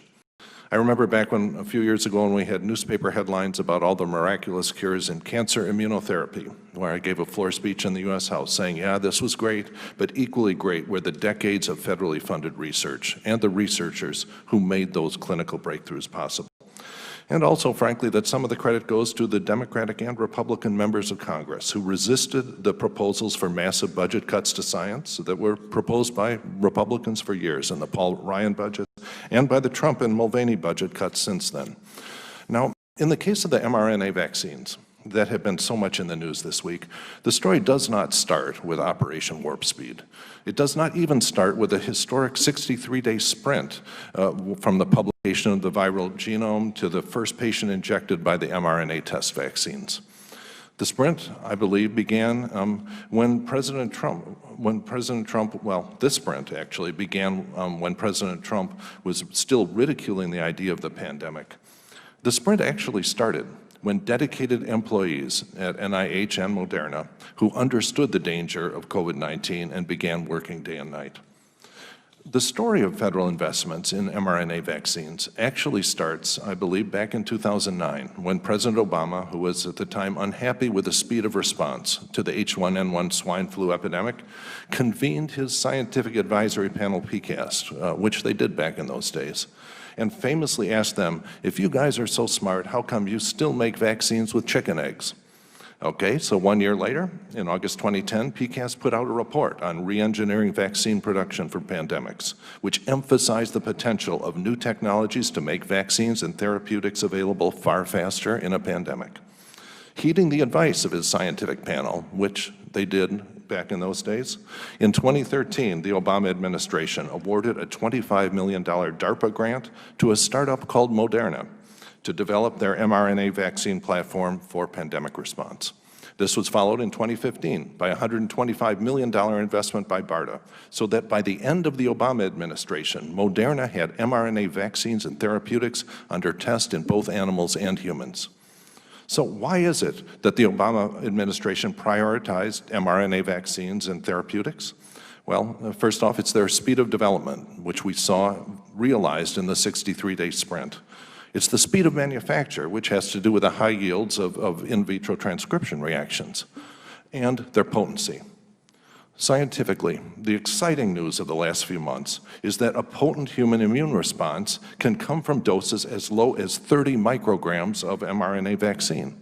So 30 micrograms, what does that mean? What it means is that this 1 liter bottle, if it were full of mRNA vaccine, would contain over 30 million doses. This is enough to vaccinate every one of Americans' doctors and first responders, or all of its seniors over 75 years old. And that is why the Obama administration invested in mRNA vaccines and therapeutics starting back in 2009. And without those investments, frankly, Project Warp Speed would not have squat. Now, Dr. Fauci, would you agree that when there are great medical breakthroughs, that the public needs to be reminded about the long line of federal R&D that's led to vaccine and therapeutic successes that we're anticipating? Yes, Congressman, and it even goes beyond what you're saying. Everything you say is very well taken. And I think maybe it's a good time to recognize the fact that the generosity of the Congress through multiple administrations, both Democratic and Republican, and whether or not the Congress was controlled by Democrats or Republican, the support for biomedical research that goes back decades, leading to everything that you're talking about, but even before then, some of the monoclonal antibody work, some of the work that's being done with the molecules that are directly antiviral molecules. I think we often forget that when we think of the product, and often forget, as I think you've appropriately pointed out. Well, what are the scientific investments we should be making now to ensure that we're better prepared for future pandemics? And how can we support those investments with the kind of science budget cuts that we're seeing proposed in the Trump and Mulvaney budgets? Well, I mean, I hope we don't get cuts, but in fact, we have been very But they've been proposed. They've been proposed again and again. Okay. Yeah. Anyway, it looks like my time is up. Mr. Chairman? Mr. Chairman, over here. Yeah, I ask unanimous consent to enter into the record story from June 5th, 2020, underscoring what Dr. Fauci wouldn't answer today. Dr. Fauci says large protests taking place across the country are a perfect setup for spreading COVID-19. So he said that a month ago, even though he wouldn't say it today. So that's a story from Business Insider, but also ask unanimous consent to enter into the record a June 12th story. Dr. Fauci tells ABC Powerhouse Politics that attending rallies protest is risky, even though today his position seems to have changed. Obviously, his position's changed on many things, many times over the last several months. But I'd ask to enter those two articles for the record. I'll yield to Dr. Fauci. Like I said, any crowd, whether it's a protest, but any crowd in which you have people close together without masks is a risk. And I'll stick by that statement. It's a public health statement. It's not a judgment on why you're there in the crowd. It's a statement related to the fact that you're in a crowd. Thank you, Dr. Fauci. Mr. Chairman, and without Mr. Chairman, I didn't objection- ask him a question, and you let him respond. I was making unanimous consent. and I'm going to run this meeting. Well, but I would like a chance to Just respond to what remember, you said. I'm going to chair this meeting. No, I understand Now, you're the without chair. That's why I objection- said, Mr. Chairman. Without objection, your statements, whatever you got there, will be entered into the record. And without objection, in a gathering, whether you're protesting or whether you're politicking, any gathering would be risky. And that's what the man said. Yeah, but And that's not so- that's not what's happening. That's my point. Oh, all of the, That is you're not what's telling happening. me There are that limits. People can't go to church, can't go to work, Mr. Chairman, can't go that to gentleman's school. out of order. But they can protest I'm gonna all run they the meeting. want. That goes for the Democrats and Republicans. I'll make the decision as to who is out of order. I'm going to be as gentlemanly as you would allow me to be. I appreciate it, Mr. Chairman. Well, thank you. And with that, I'll yield 5 minutes to Mr. Green. Thank you, Chairman, Ranking Member, and witnesses for your amazing service to our country. Thank you. First, Dr. Fauci, there was a bit of an uproar about a picture of you at the Nationals game without your mask on. I think you were seated with your wife. You had a close friend there with no one else nearby you. And that gentleman who was with you had his mask on. I think you have said in the press since that you took it off to take a drink of water. I just want to point out, according to an article in the New England Journal of Medicine, and I quote, significant exposure to COVID-19 means face-to-face contact within 6 feet with a patient with symptomatic COVID-19 that is sustained for at least a few minutes, and some say more than 10 minutes or even 30 minutes. The chance of catching COVID-19 from a passing interaction in a public space is therefore minimal, end quote. The science seems to be pretty clear. We should absolutely wear masks when we're in close contact with those outside of our household. I think that was just the conclusion of that discussion. It's not a crime to pull your mask off, to take a drink of water in 100-degree temperature when you're seated next to your wife and someone else is there. I guess I make the point to show how the media has created all of this hype, which has led to some officials across the country making decisions that are not based on science. And there are real consequences to those. I mean, if people are hot, they shouldn't get heat stroke and not take their mask off. So I'd like to move on to some other troubling actions that were done this week. This week, the chairman of the committee sent 4 letters, all to Republican governors in red states, demanding extensive documents related to coronavirus response. The White House Coronavirus Task Force report has 21 states listed in the so-called red zone. This isn't about transparency. It's about ridiculing 4 states, including my home state of Tennessee, and it distorts the truth. The letter singled out 4 GOP states, but what about the other 17 states? Why didn't California get included in the letter? They've seen an explosion in positive cases. They're in the spike. They're in the 21 listed red zone states. Targeting only Republican governors when clearly 17 other states, many of whom are Democrat, are also experiencing the spikes and in the red zone shows this effort has nothing to do with getting answers and is, as the chairman has said in his opening comments, politics over science. No scientist who wants the truth samples just Republicans. Honestly, it's a laughable partisan strike. It also compounds the insult to all Americans for the failure of this committee to look at the real culprit.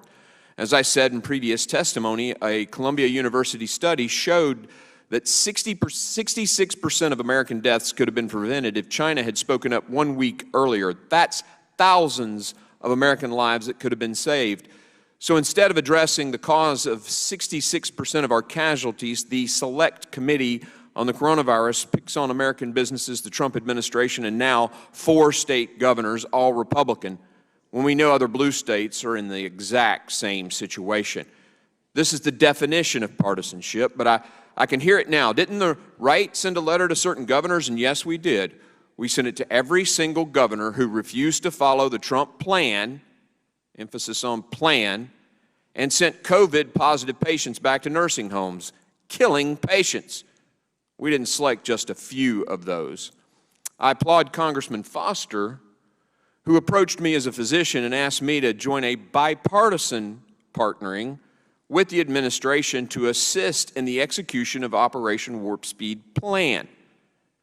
That's how we should be functioning, that kind of bipartisan action. Finally, on a positive note, I wanted to mention the Swedish study and then ask Dr. Fauci some questions about that, because I think it really illuminates some of the exciting findings in science. T cells are a type of white blood cell. They regulate immune response. The Swedish study found that many people with mild asymptomatic COVID demonstrate so-called T cell immunity to the coronavirus. The study further found that twice as many who tested positive for antibodies had T cell immunity. So we know there are tons of people out there with immunity that we aren't testing. And I'd love for you, sir, if you could comment, educate America, educate all of us a little bit on T cell immunity and what the ramifications are to the plans. Thank you. Thank you very much, sir. I'll very quickly try to answer that. So there are two limbs of the immune response. One is an antibody, which is a protein that is made by the cells of the body to bind to the virus and is usually the hallmark of protection against infection. There's another limb of the immune response called the cellular immune response of T cells. And those T cells have the capability of essentially suppressing or killing cells that are infected and preventing the cells that are infected from making new viruses.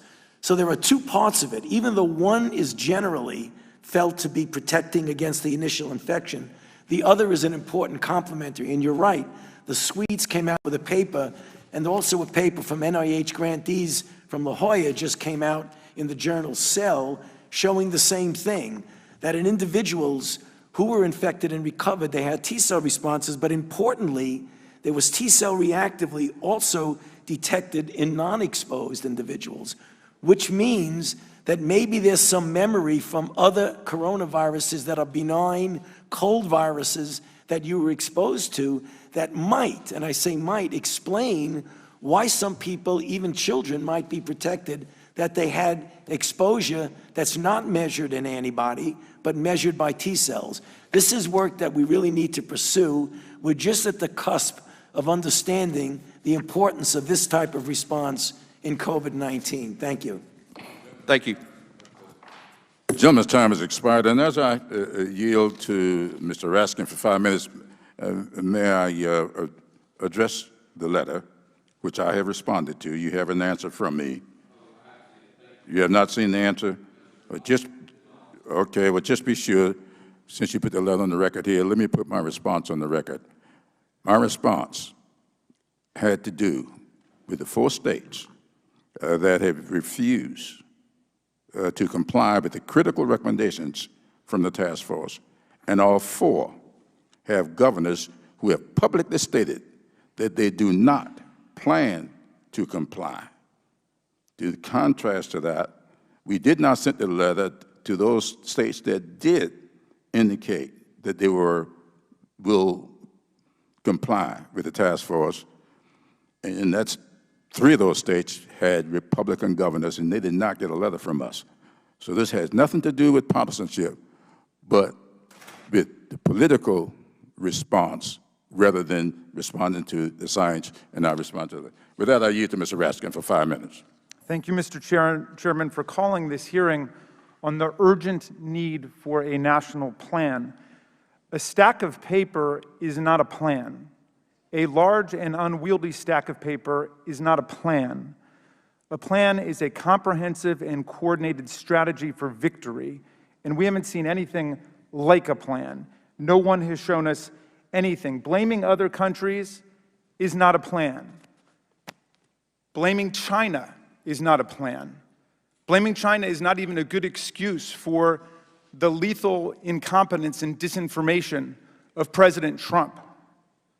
China's early cover-up of the disease only deepens the responsibility and complicity of President Trump, who on 37 different occasions, as I've demonstrated by submissions to this committee, defended and excused and praised the Chinese government and President Xi.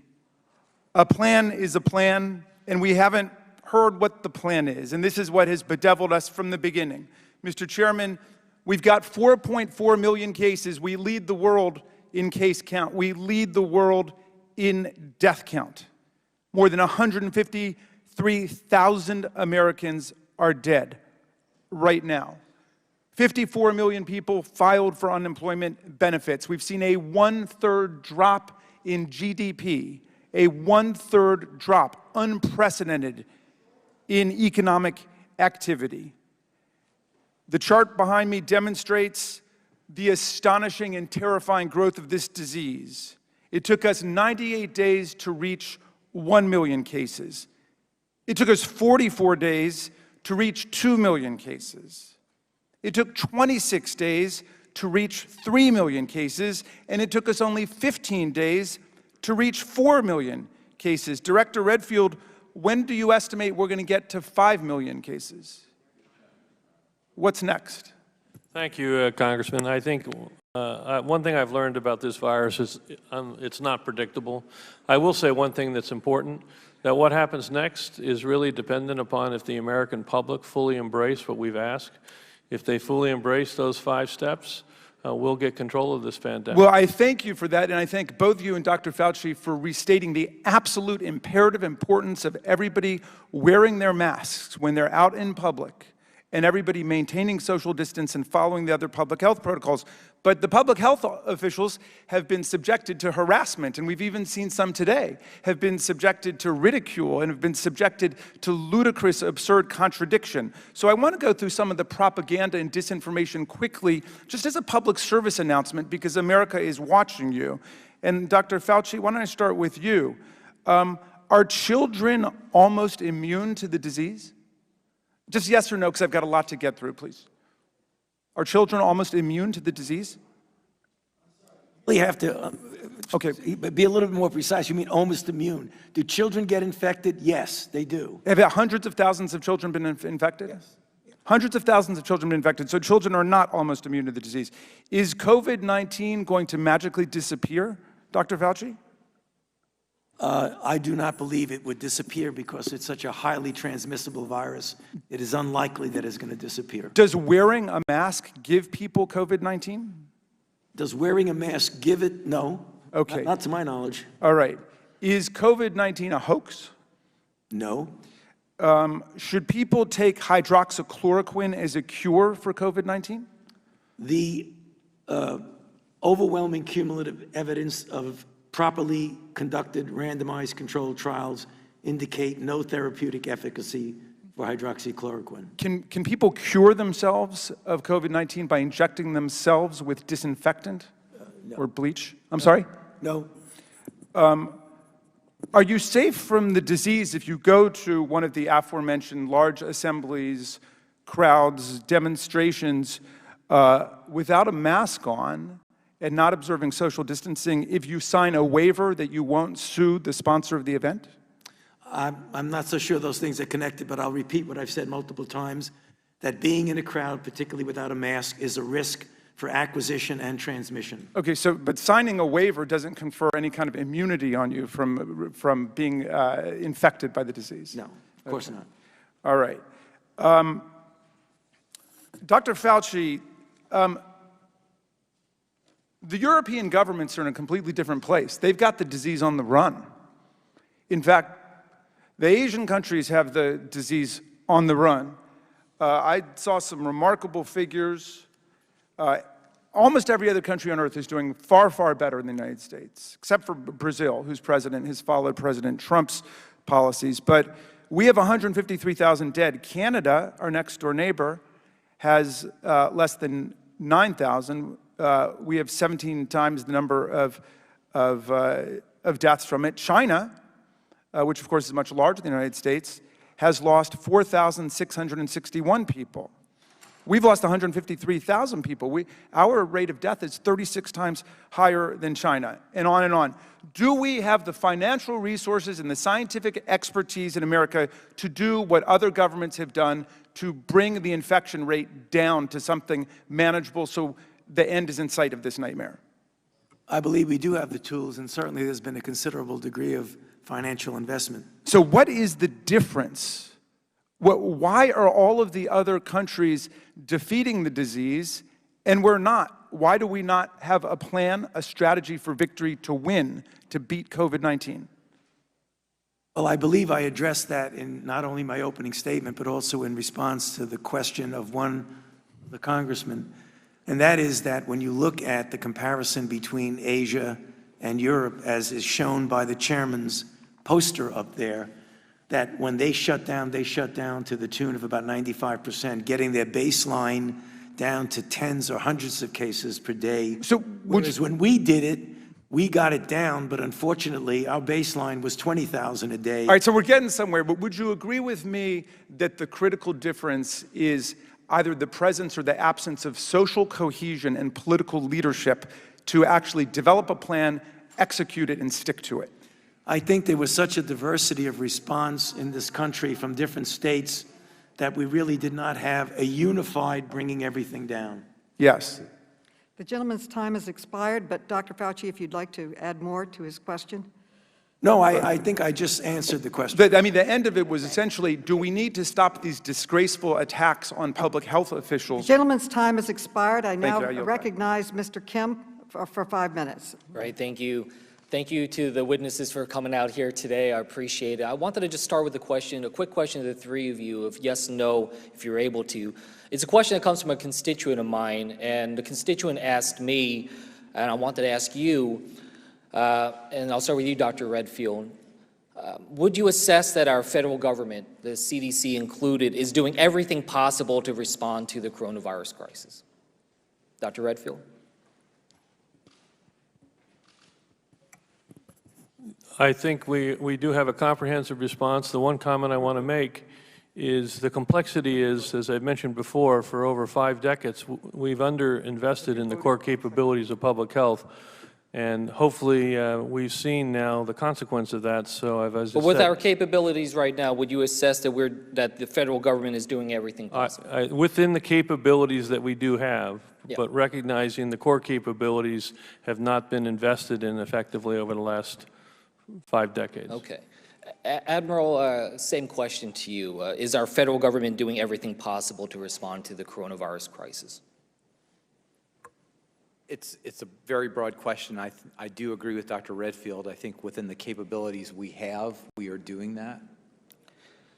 Dr. Fauci, do you agree with your colleagues here? Is within the capabilities of the federal government, are you doing everything possible to respond to the crisis? Right, I can only speak very cogently about the agency that I'm responsible for, and I can tell you absolutely that the National Institutes of Health is really doing everything they possibly can, and it's really an all-hands-on-deck approach, not only for the institute that I direct, which is the National Institute of Allergy and Infectious Diseases, but the director of NIH himself is spending most of his time right now on this, even though he's responsible for a lot of other institutes. So I think we are doing about as much as we possibly can. Well, I appreciate that, Dr. Fauci. Admiral, I wanted to turn back to you. I just got a text message from a constituent today that follows up on this type of question, and Laura says, I got a COVID test 10 days ago at a drive-up testing site and still do not have the results. And I know you mentioned before that 76% of tests are coming back within 5 days, but that also means that about a quarter of tests in this country are taking more than 5 days to be able to get these results back. So I wanted to ask you, would it be possible for our nation to have results for all COVID tests completed and returned within 48 and 72 hours? Is that a possible benchmark that we can achieve? It is not a possible benchmark we can achieve today, given the demand and the supply. It is absolutely a benchmark we can achieve moving forward. Now, I guess a question, so as you said, the demand and the supply. Now, the demand is something that you don't have an ability to control, but in terms of the supply, when I ask you that question, are we doing everything possible to be able to address the needs of the coronavirus crisis? What would you say to Laura here? Is the federal government doing everything that they can possibly to be able to try to get that testing timeline down to 48 to 72 hours? I do believe we are. As we've talked about just the raw numbers of things, but we're investing in a number of technologies that will greatly expand point-of-care testing, and I think that's the future, to move more and more to point-of-care testing. We're doing that with existing technologies, with new EUAs. Dr. Fauci talked about the NIH's efforts, and I think there'll be a lot of announcements from them this morning as well. So that's where we're pointing, because point of care gives you a result in Well, I was 10 really minutes. interested in what you said, earlier in this hearing, which was about, trying to get point of care testing to nursing homes and long-term care facilities. I agree with that greatly. And that feels like it's a place where the federal government is stepping up with additional resources. I'm guessing because the states have been unable to be able to fulfill something of that nature. Is that correct? We always wanted to do that, but we did not have the physical technologies that were available. With the recent approval of a second point-of-care instrument and the manufacturing, we were able to do that. We were not, and it's literally as soon as that happened, we put that into gear. And I just wanted to correct. What interests me about that is that this is a situation, again, where when it comes to tests, I keep hearing that, this is state's responsibility to kind of take the lead on this. But with the long-term care, it seems like this is a place where the federal government is stepping in and trying to surge resources to be able to do So this has always been a collaborative relationship, right? So the federal government buys all the swabs and tubes of media. We deliver that to the states. We buy 40% of Abbott ID Nows, deliver those to the states. We make affirmative actions for nursing homes because that's where 40 to 50% is. And everything else is really a collaborative interaction. There's part state, there's part federal. We really do work together on that. We do not defer everything to the state. If we did, I wouldn't be spending 24/7 with a team of 50 people since March 12th. Great. Thank you so much. My time has expired. Yield back. Thank you. Without objection, I would like to place 2 reports into the record. One is from Forbes, and it's entitled, "Researchers say protests did not increase COVID-19 spread, but Republicans are still blaming them." This is one report. And I have in my hand here, I have a report and a study from the National Bureau of Economics Research that was published last month. And this study found that there was no connection between Black Lives Matter and protests in recent months and increased spread of the coronavirus. So without objection, I would like to place both of these studies into the record. We will now go to a second round of questioning. I'd like to ask the panelists, would you like a 5-minute break before we begin the next line of questioning? Yeah, okay, so we are taking a 5-minute break, and we will be back in 5 minutes for more questioning. Thank you.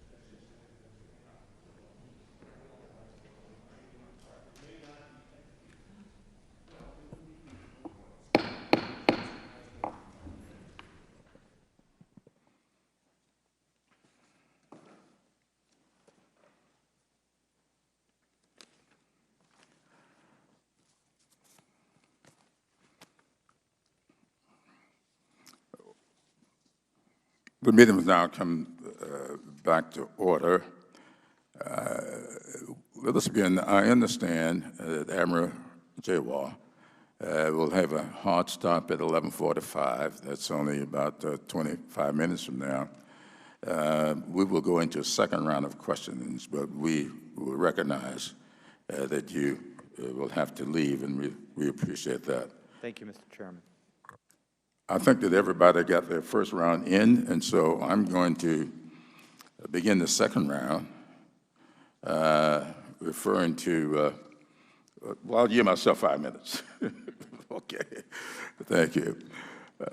Now, President Trump has just tweeted out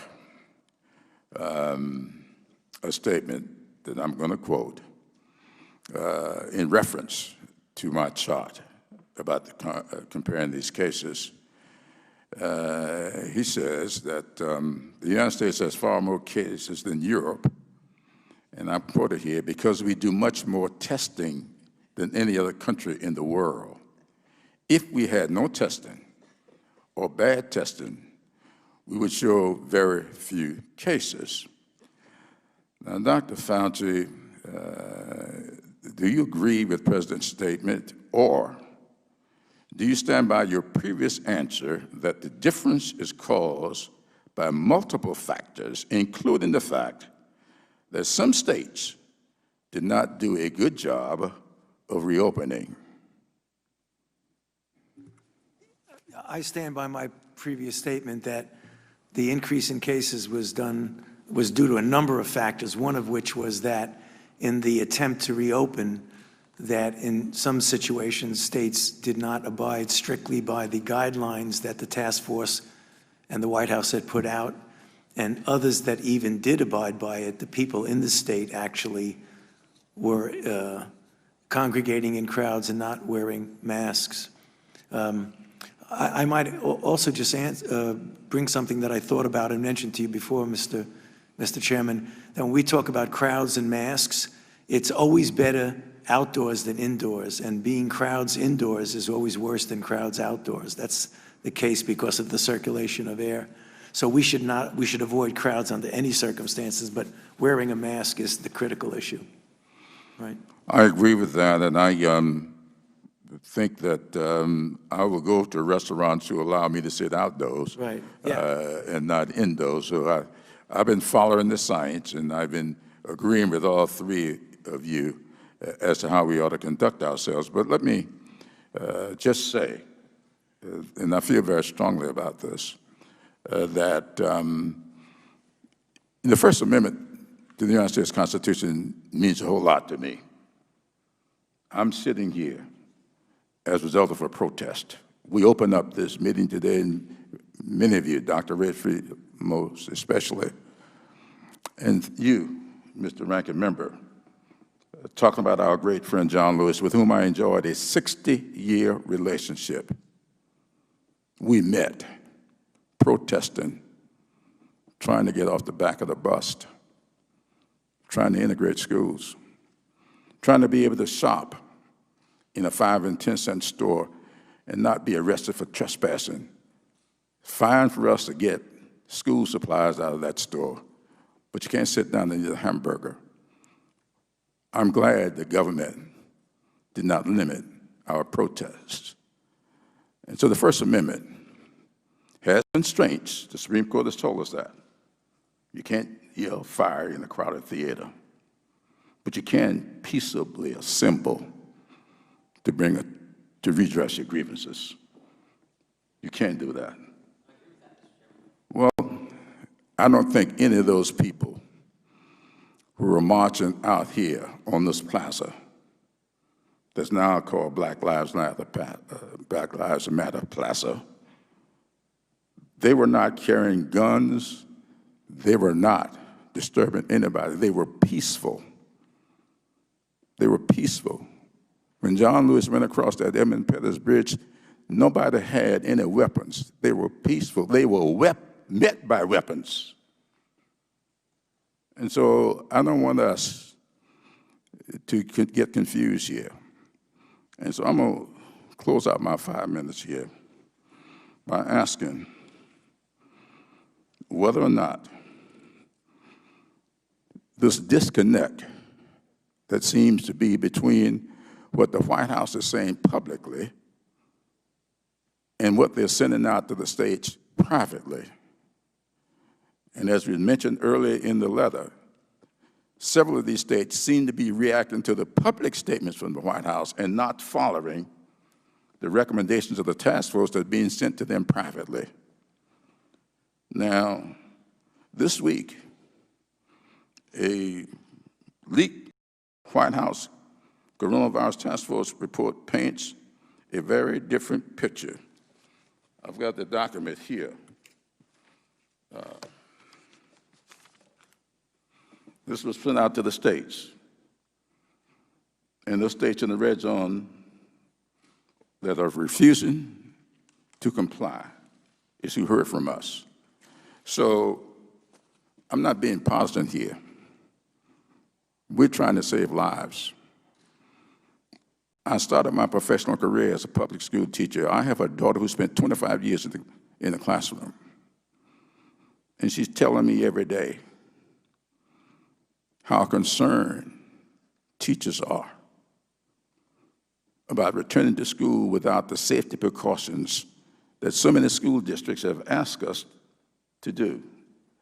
That is what my concern is. It's not about going back to school. I know the value of going to school. I know what it is to represent a school district where thousands and thousands of children do not have the internet and cannot receive online learning. I want them in the classroom. I want them to be educated, but I want them safe. And that's what this is about. And I'm not going to ask for an answer to that. I've gone over my time, but I'll yield back. I'll yield to the ranking member. I thank the gentleman for yielding, and I'll start my questions with where the gentleman from South Carolina ended, and that is with safely reopening schools. I first want to point out that this is a report from the United States Department of Treasury as of June 30th, based on the CARES Act and the $150 billion that we in Congress, working with President Trump, sent to the states for various COVID-19 recovery issues. Every state still has billions of dollars remaining in those accounts. And I would urge any school system, because we don't want any school system to open up without safety precautions. In fact, the American Academy of Pediatrics lays out really well how to safely reopen schools. The Centers for Disease Control lays out very clearly how to safely reopen schools, and that includes masks, sanitizers, other supplies. Any local school system that wants to claim they don't have the ability to do that, go straight to your governor. Your governor has billions of dollars in their account that we appropriated, sitting there waiting for you to buy supplies. It's fully eligible. We don't need to change a law. Billions of dollars. Every state has money for supplies. If you run out, give us a call, but right now there is money in your state's account to buy supplies, masks, sanitizers to safely reopen. But now let's talk about why it's so important to safely reopen. And I'll ask you, Dr. Redfield, because I know you've done a lot of work in this. We see, for example, the District of Columbia is currently saying that they're not going to reopen within school learning. There's not been a single death. Not a single death of anybody under the age of 19 in the District of Columbia. In fact, in Virginia, you're seeing Northern Virginia take this same closed-minded approach. Not a single death in the entire state of Virginia of a person under the age of 19 from COVID-19. But now let's talk about the danger, the detriment that this is doing to those children. I want to dig deeper into the studies I've seen on some of the things you talked about. Mental health, a lack of screening for child abuse. I've seen that maybe 14,000 cases of child abuse are reported in schools every year. That's not happening. And for those children that are in those home settings where the parents are abusing the children, nobody's getting reported because the children are sitting at home. They're not right now, in many of these cases, going to be allowed to go into the school where it can be detected, and it is detected every year. I know we don't talk about it a lot. It's an unfortunate part of our country's society, but it happens. Children are abused, and in so many cases, it's detected in the school. That's not going to happen if these schools don't open. Can you talk about those numbers? Have you seen some of that data? Well, Congressman, I can just reemphasize what you said, and it's obviously one of the more disturbing consequences of the lack now of that reporting, not just at schools, which have been so responsible for mandatorily reporting child abuse, but the other place that sometimes it's recognized is obviously in the clinical setting. And as we know, pediatric visits have been curtailed in a lot of clinical settings. So, I mean, it is a highly significant situation now, and you can imagine what it must be like to be one of those recurrently abused children that has sort of lost their safety nets.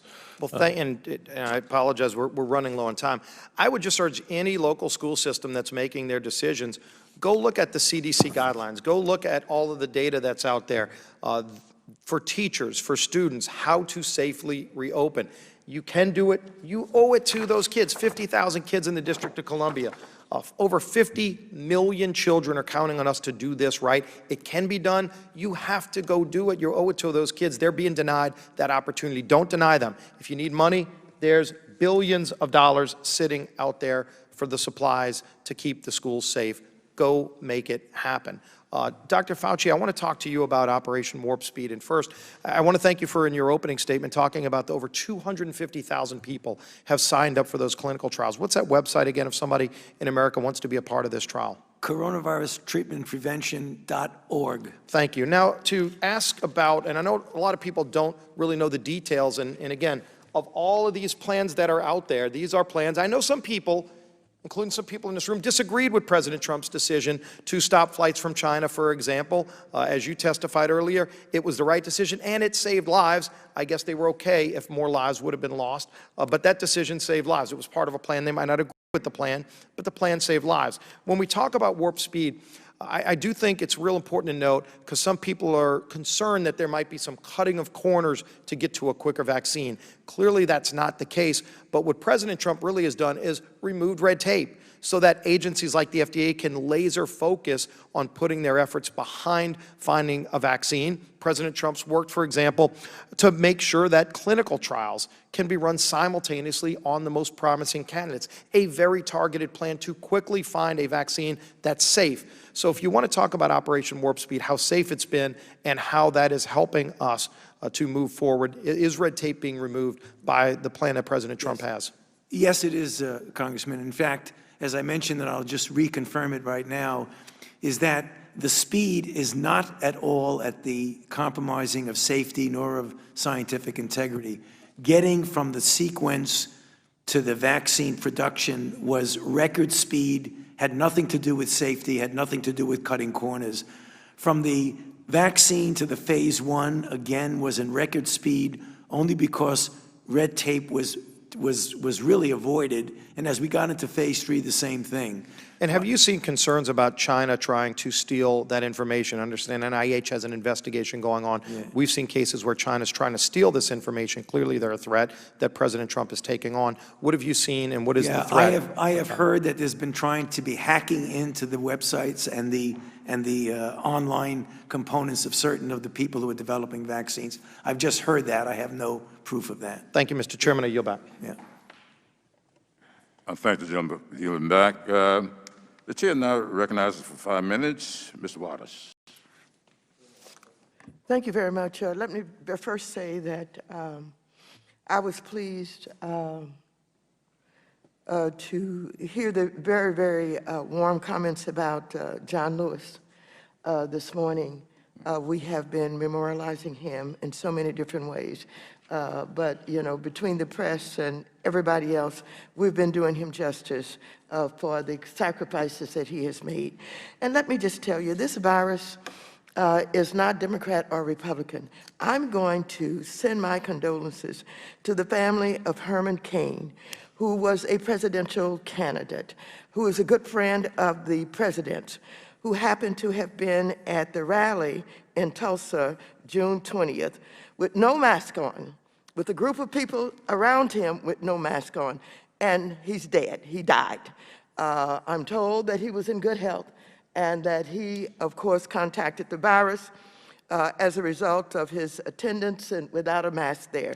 So my condolences to his family, because like I said, this is not Democrat or Republican.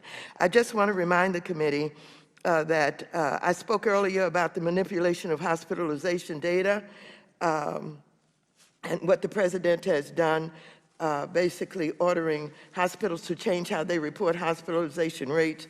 And I drafted an amendment to H.R.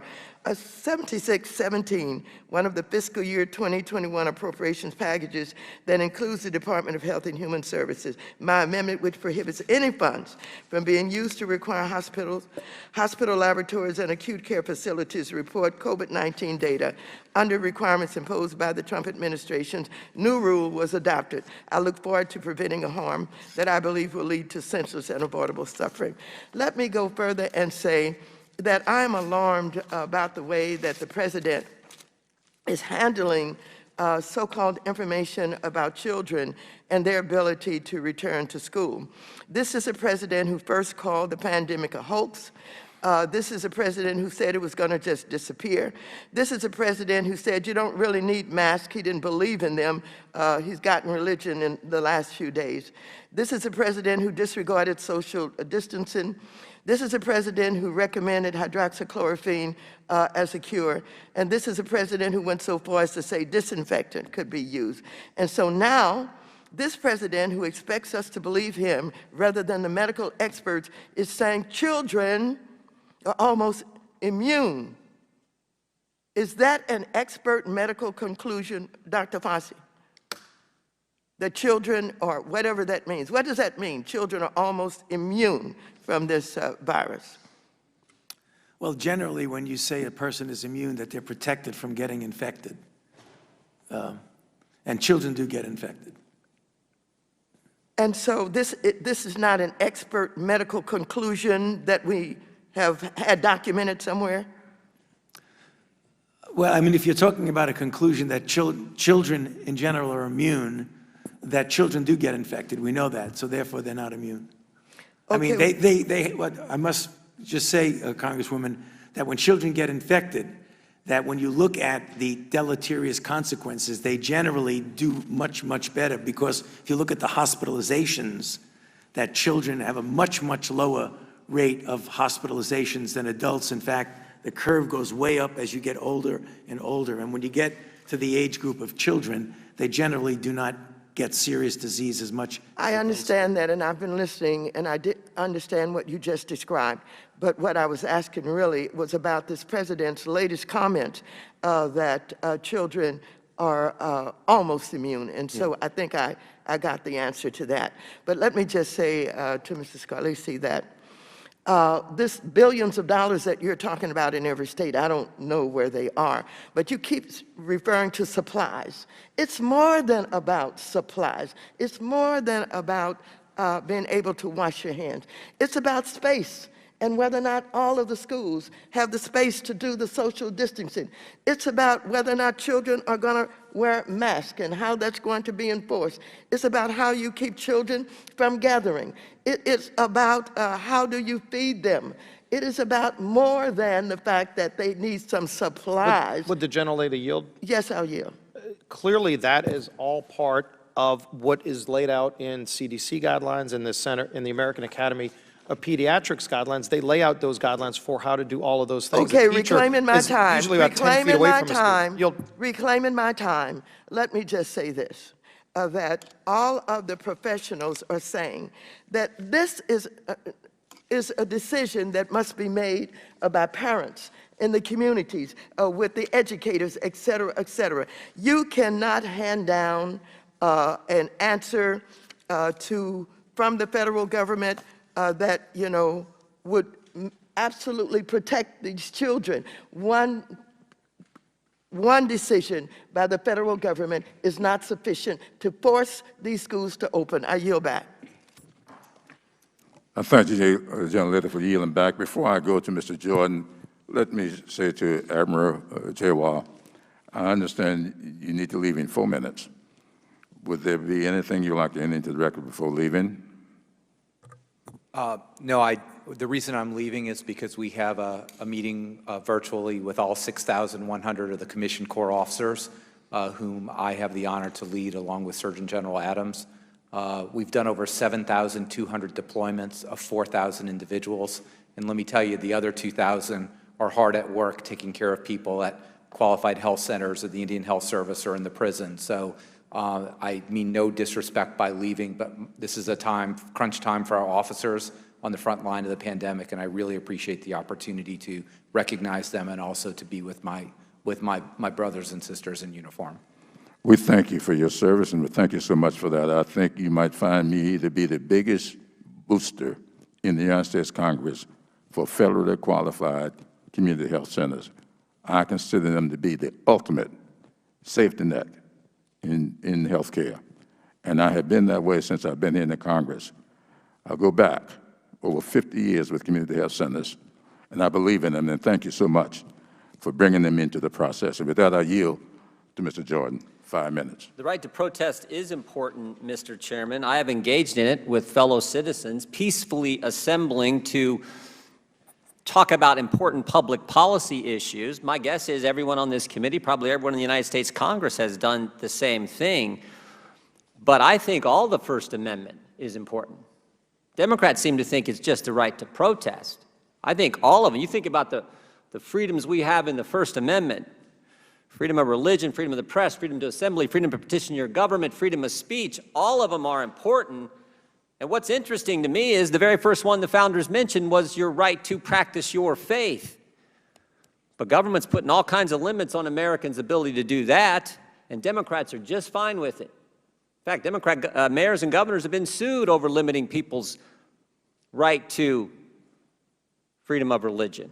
I want consistency. That's what I want. In fact, I'm concerned about the whole Constitution. Democrat mayors and governors have limited Americans' right to exercise their Second Amendment liberties, closing down stores that allow people to exercise and purchase firearms and exercise their Second Amendment liberties. I think it's important that Americans get an education, but we got Democrats who say can't go back to school. Kids can't go get what they need to put them on the path to achieving the American dream, but boy, they can protest. Everyone can protest. In Portland, in fact, the teachers union says, we don't want to go back to school, we don't want to teach kids, but they've actually encouraged teachers to go protest. The 9-week protest going on in Portland, where they burn the city every single night, where just last weekend 3 officers were blinded by the lasers that some of these peaceful protesters use. So I'm concerned about Americans, all rights, all the privileges. All kinds of Americans right now aren't permitted to go to work.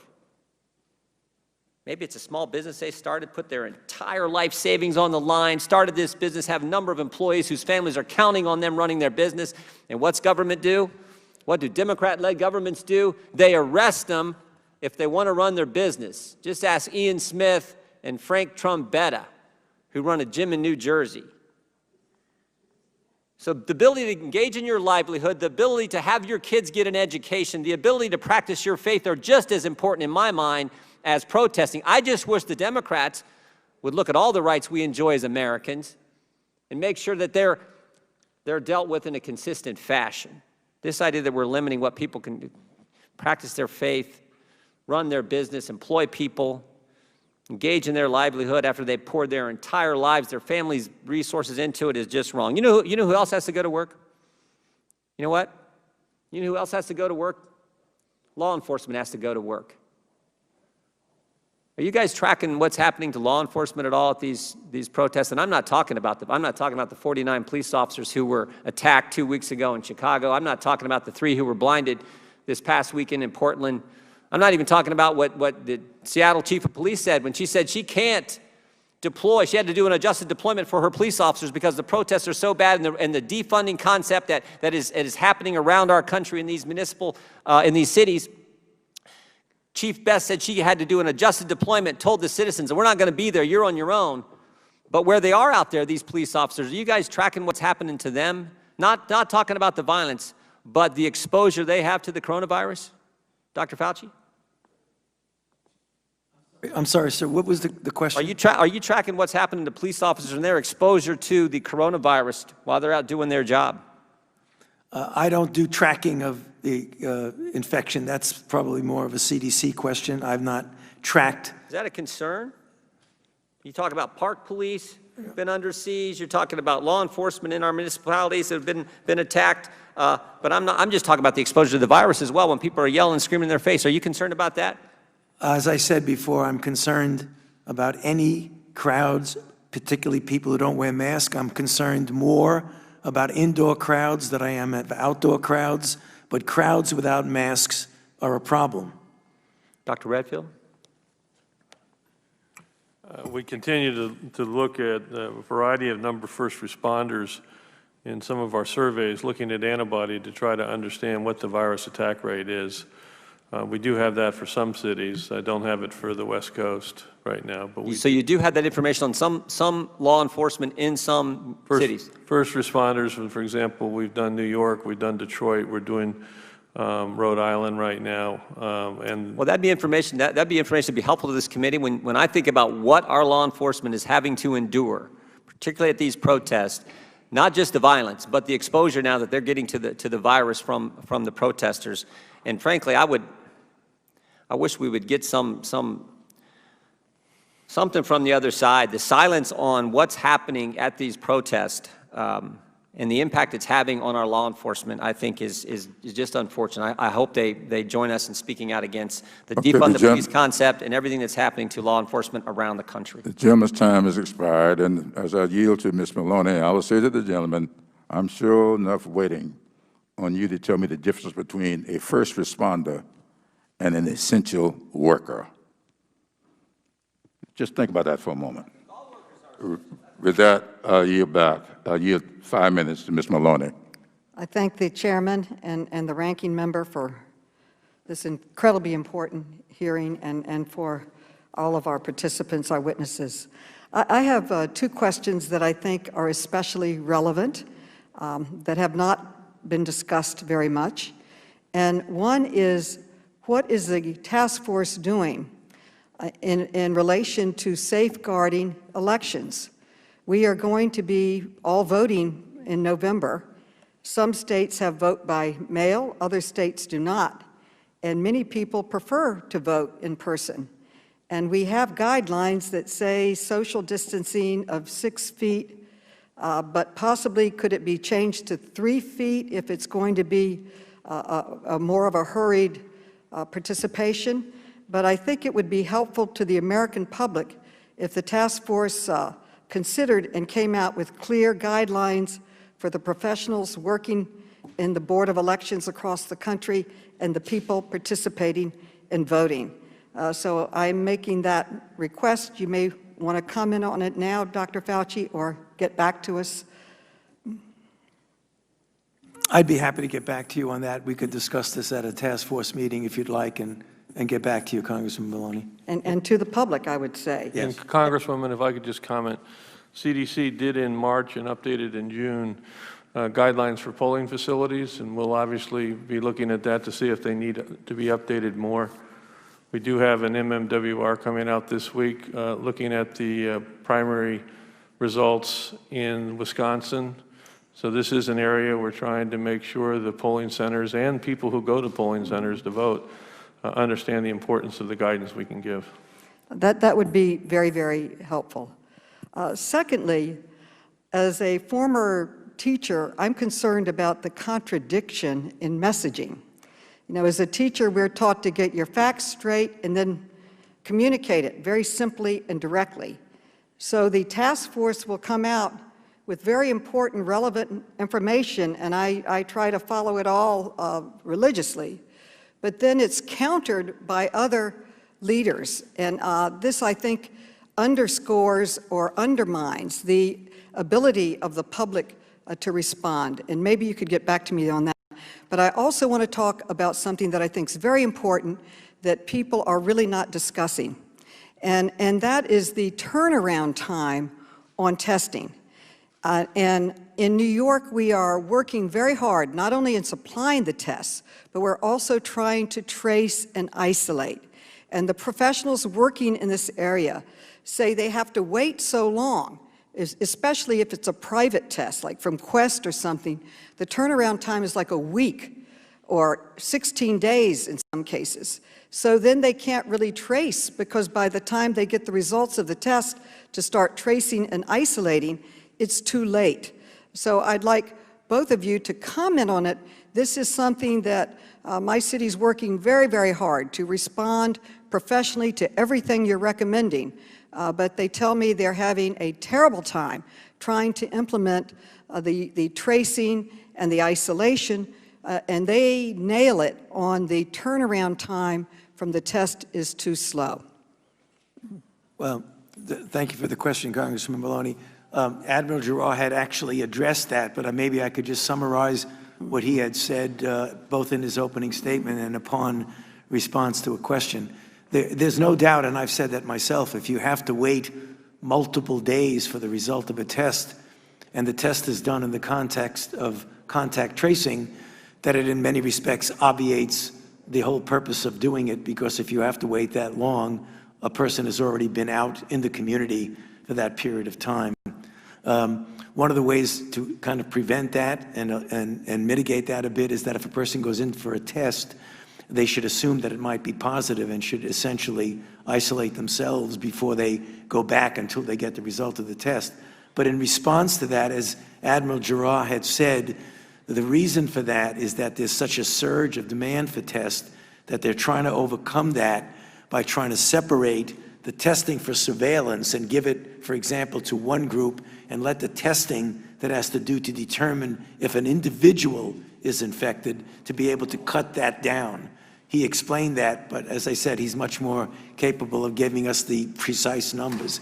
But it is an issue if you can't get it within a 24 to 48-hour period. Bob? Thank you. I yield back. Thank you, General Leader, for yielding back. The chair now recognizes Mr. Luetkemeyer for 5 minutes. Thank you, Mr. Chairman. One of the words I use to try and discuss this issue, the COVID problem with people, is always perspective. Try and keep in perspective the disease, the solutions, the other things that are out there. And this is why I asked a question a while ago with regards to attention on COVID and the seeming lack of that for a while on the rest of our healthcare needs. Another situation that I think is concerning is, as we open up our schools, one of the things that's, we look at the damage and concern we have for the children's health care, but yet I did a little research on football injuries. We're almost in the same neighborhood with the deaths, not taking into account the other severe and lifetime injuries that are sustained by young men playing football in high school versus the total deaths that would be anticipated from reopening our schools. And I don't see on here an outcry about that. So perspective, to me, is something we always need to consider.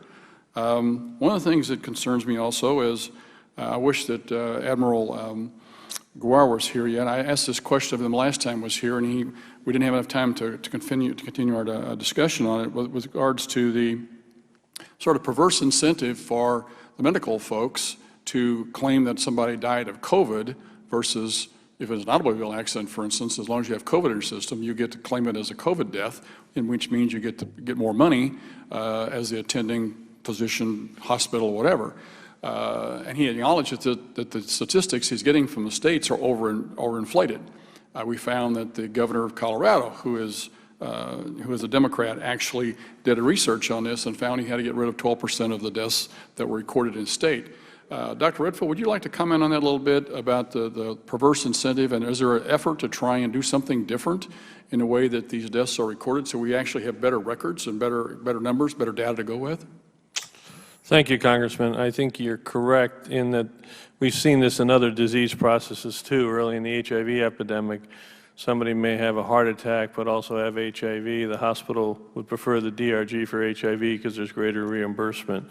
So I do think there's some reality to that.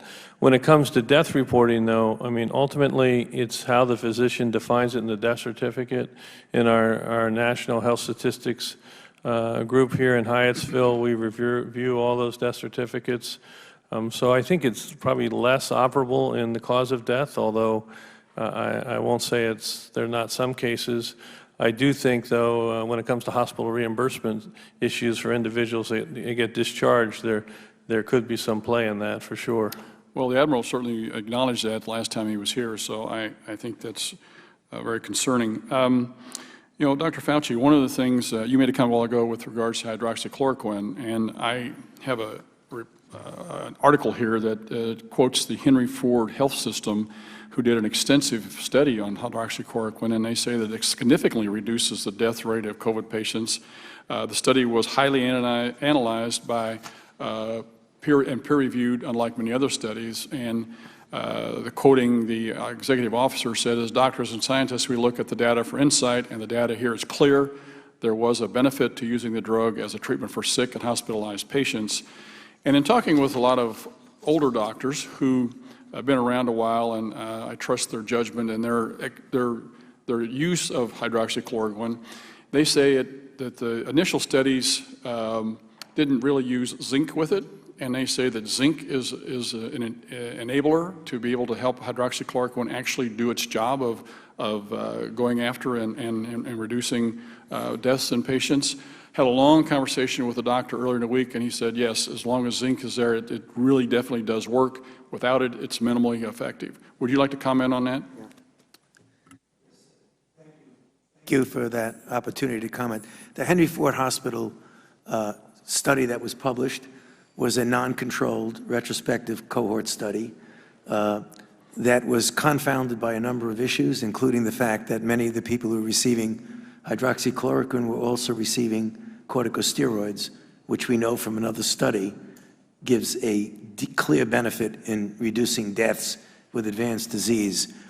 So that study is a flawed study, and I think anyone who examines it carefully is that it is not a randomized placebo-controlled trial. It said it was peer-reviewed. It doesn't matter. You can peer review something that's a bad study, but the fact is it is not a randomized placebo-controlled trial. The point that I think is important, because we all want to keep an open mind, any and all of the randomized placebo-controlled trials, which is the gold standard of determining if something is effective, none of them had shown any efficacy for hydroxychloroquine. Having said that, I will state, when I do see a randomized placebo-controlled trial that looks at any aspect of hydroxychloroquine, either early study, middle study, or late, if that randomized placebo-controlled trial shows efficacy, I would be the first one to admit it and to promote it. But I have not seen yet a randomized placebo-controlled trial that's done that, and in fact, every randomized placebo-controlled trial that has looked at it has shown no efficacy. So I just have to go with the data. I don't have any horse in the game one way or the other. I just look at the data. Thank you very much. The gentleman's time has expired. The chair now recognizes for 5 minutes Ms. Velasquez. You want to yield to Kim?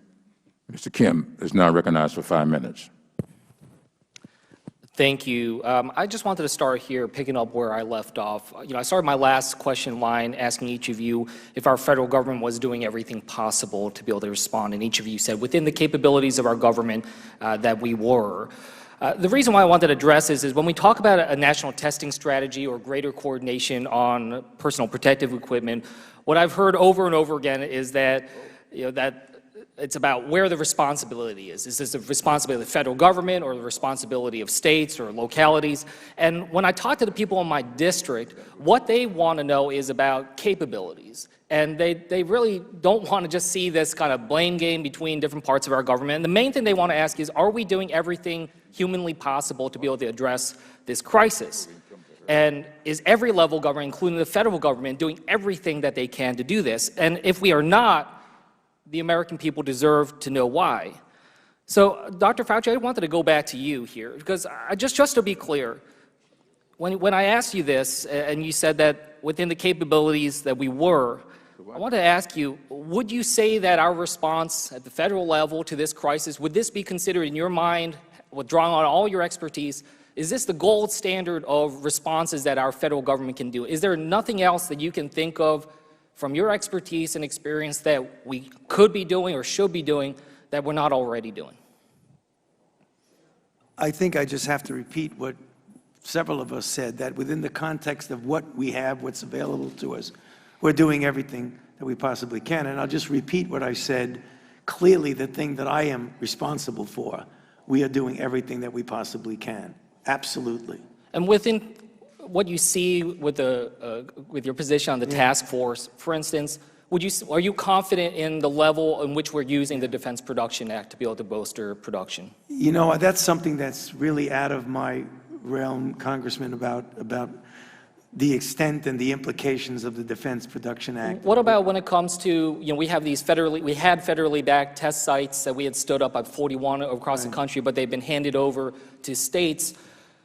Are you confident that that was the right move, that we shouldn't be standing up more federally backed test sites that are run by the federal government right now? I'm sorry, The federally backed test sites that we had stood up, 41 of them across this country, we've been handing them over to the states instead of continuing this in the federal government's control.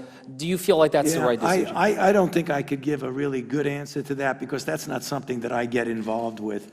So I don't know, maybe Bob, you have any further information about federally funded testing sites, because that's out of the purview of what I do. Dr. Redfield, do you have any thoughts on this? Well, I think it was important to, as the chairman alluded to begin to enhance and transfer this capacity to these federally funded health clinics and to increase that capability. It is a partnership, so I think that these were appropriate moves.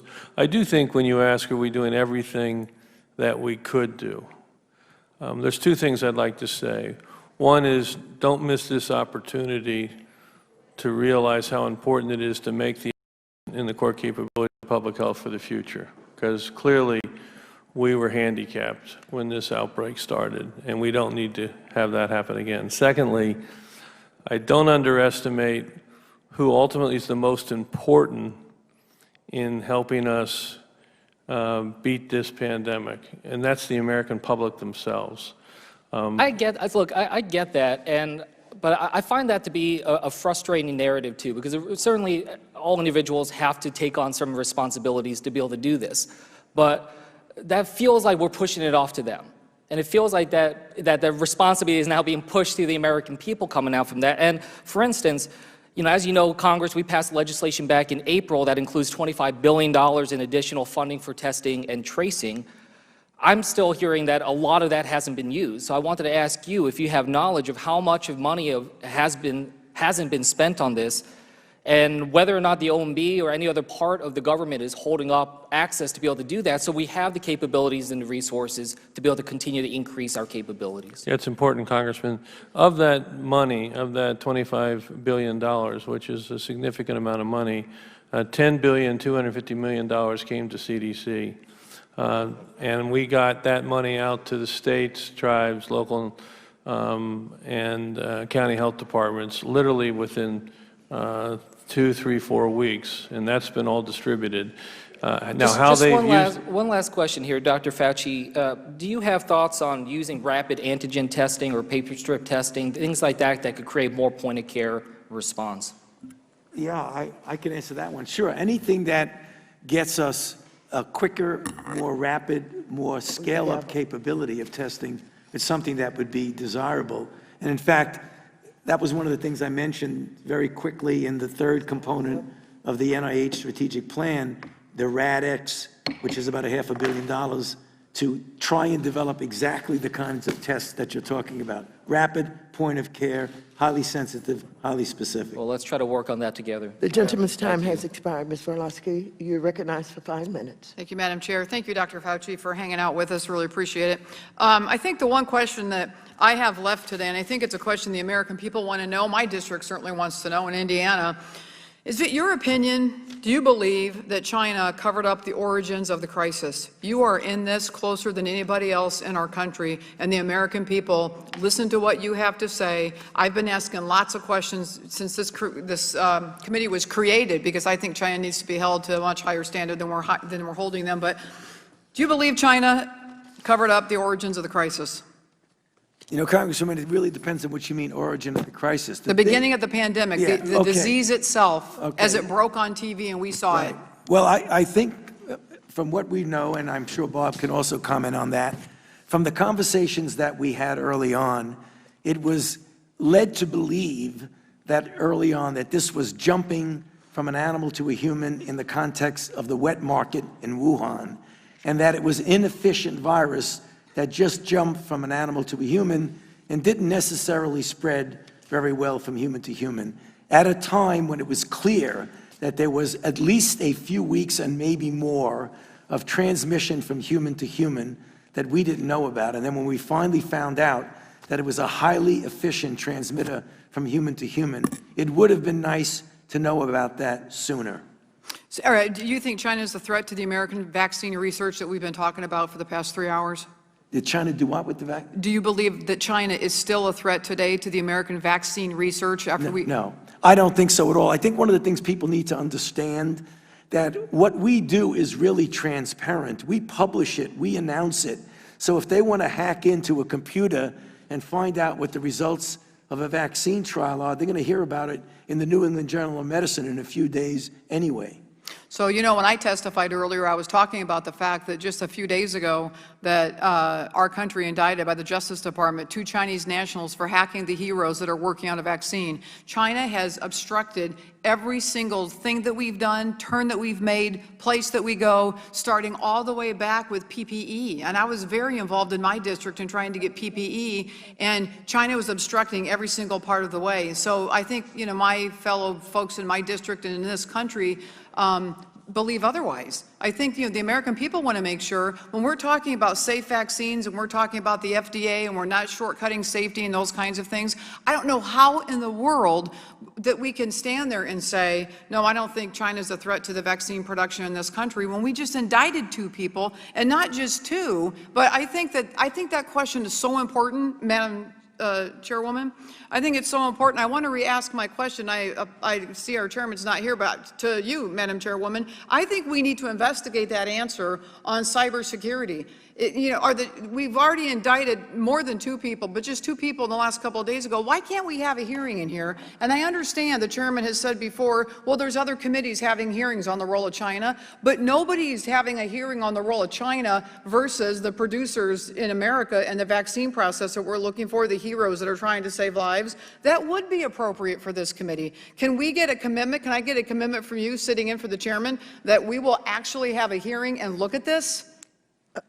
This committee is chaired by Mr. Clyburn. Right now it's chaired by you, Madam. I do not intend to give you an answer to a question about how to run this committee in his absence. You may address him when he returns, not me. I appreciate that answer, and I will, but I think for the record, I think we still are owed an answer as to why we can't look at that in this committee. There's no other committee set up to look at the vaccine process of oversight than this one, especially having you gentlemen here today. So I would yield back my time and add that for the record. Thank you, Dr. Fauci. Who do we have next coming up?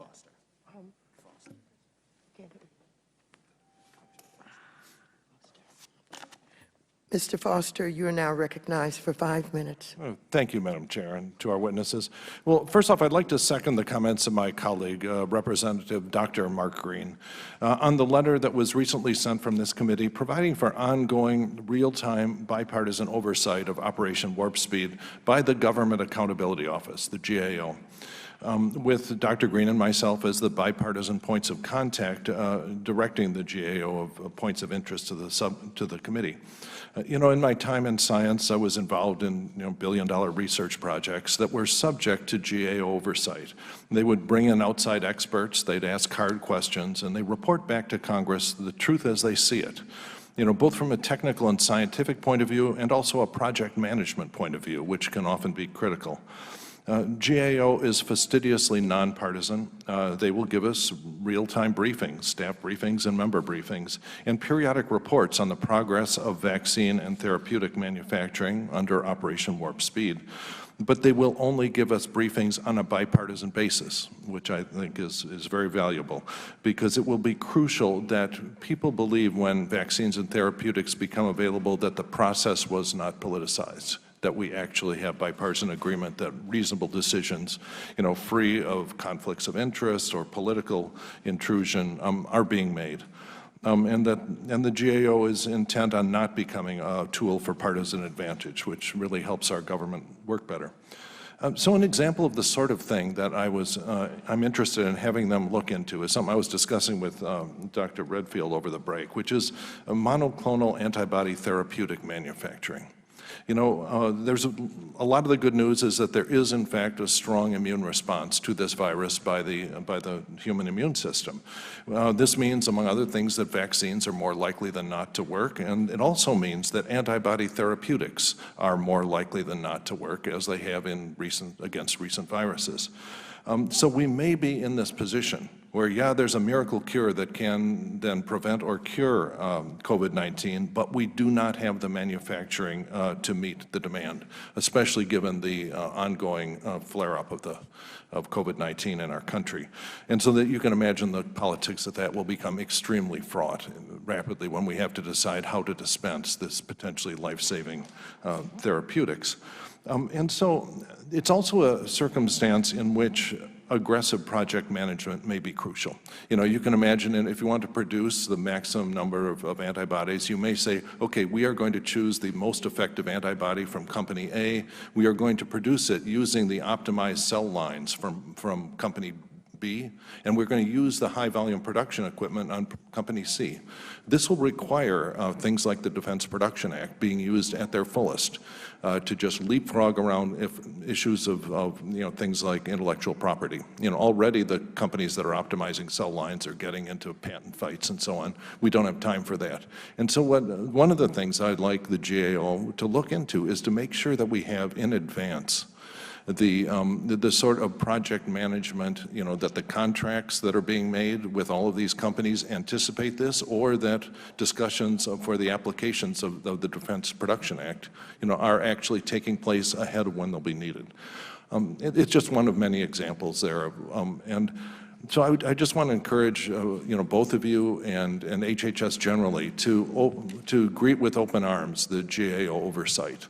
They can, you know, it's not always fun being subject to GAO oversight, but their questions actually make the projects better. And so also, I think you've probably been involved with projects that have been involved with GAO oversight, and so there's a career-long association of the GAO personnel and the agencies they represent, and so that, you know, it's not like you're getting a letter from Congress where you just kind of roll your eyes and try to do the minimum. You know, these are serious questions by professionals. So when Dr. Green and I intend to use that to provide real bipartisan information to this committee and to Congress and to the American people about what's really happening, and I think that will be crucial. So any of you, do you have any comments on other things that we can do to really make the public confident that the right decisions are being made for the right reasons in this? Well, thank you for that, Congressman Forster. Yes, I mean, the fact is that we are very transparent in what goes on in Operation Warp Speed. I have been... Well, but there have been public comments by the scientists, the active collaboration, which was set up by HHS. Some of the scientists involved in that said, I have no idea what's behind one of the Operation Warp Speed decisions. Right. So in direct answer to your question, I think you brought up a good point about the monoclonal antibodies. We didn't get an opportunity to mention this in any of the questions, but monoclonal antibodies, just this week, there were 2 trials that have been initiated, one on an outpatient basis for early patients, one on an inpatient for more advanced patients, which we really have a lot of anticipation that that is going to be something that is going to be an important tool in the armamentarium of how we treat COVID-19 patients. So I wanted to get that in because I think that's really important. Regarding the scrutiny of a GAO or otherwise, I have been, in the many years that I've been doing this, had many GAO looking into the things I've done. In fact, I have found it in many respects very helpful. Thank you. Yield back. Gentleman's time has expired. Ms. Velasquez, you are recognized for 5 minutes. Thank you, Chairwoman. I want to get back to the delays in testing. Researchers at the University of Pennsylvania recently found that testing sites serving communities of color in big cities are fewer in number, have longer lines, and often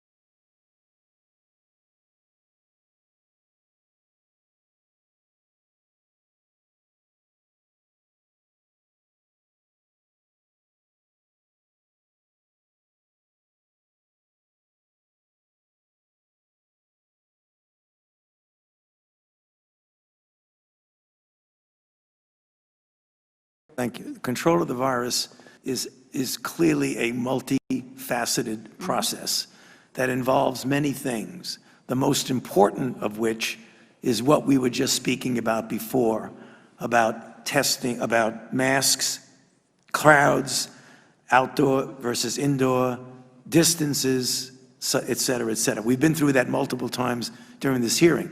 Testing is a part of the process, but the process of controlling infection, when you're talking about contact tracing, obviously you need testing, and you need testing back within a reasonable period of time. And the concern that you're expressing is for the days that it takes, and Admiral Giroir has addressed that several times during this hearing. But testing is a part of the comprehensive approach, not the only thing, but as part of the approach. Thank you. South Korea had rapid results for testing and tracing, and the virus is essentially contained there or gone.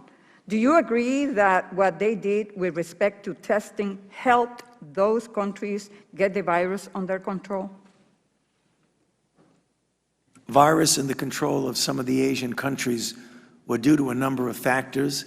Their ability to shut down almost completely, as I mentioned in a remark before, to the tune of 90+%. Did they rush to reopen the economy? No, they shut down. They had the capability because they got down to a very low baseline to do adequate identification, isolation, and contact tracing.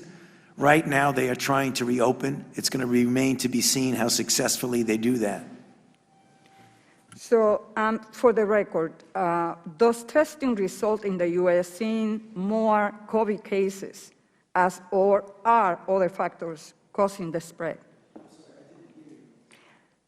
Does testing result in the U.S. seeing more COVID cases or are other factors causing the spread?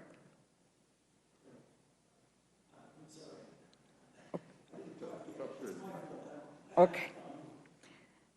So, are we seeing more COVID-19 cases in the U.S. because of the testing results? Obviously, if you do more testing, you're going to see more cases. Okay. But the increases that we're seeing are real increasing in cases, as also reflected by increasing in hospitalization and increasing in deaths. Why is that professional sport leagues can get testing turnaround times within 24 hours, but we cannot do it for all Americans?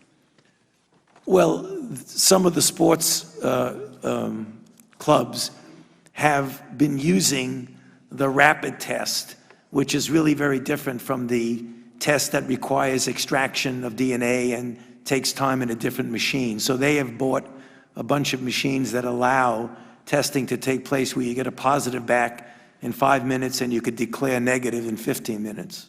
Dr. Redfield, do you support the fact, do you agree with the fact that there is a disproportionate testing going on among Latinos, Black, Native Americans? I wish the Admiral was here to answer it, but I've heard him answer this before, and Tony may comment, that he has set up disproportionately these testing sites in areas that have indications of more complex social economic status. I don't remember the exact number, maybe Tony does, but more than 70% intentionally trying to target areas that may be more disadvantaged. So I wouldn't agree with that statement, but I would like the Admiral to be able to get back to you with the specifics. So you haven't seen the long lines in the urban cities and also in states where we have large population of Latinos and Blacks? I've seen the television lines. What I was trying to say when you said, was it specifically disproportionate for Hispanic, Latino, or African American or Native Americans? And I'm not comfortable supporting that comment. I would rather get the specific data from the Admiral, which I do think the system has really gone over the other way to try to make sure we've enhanced the community health centers and these federally assisted testing sites in areas that are specifically more disadvantaged. The gentleman's time has expired. The chair yields 5 minutes to Mr. Raskin.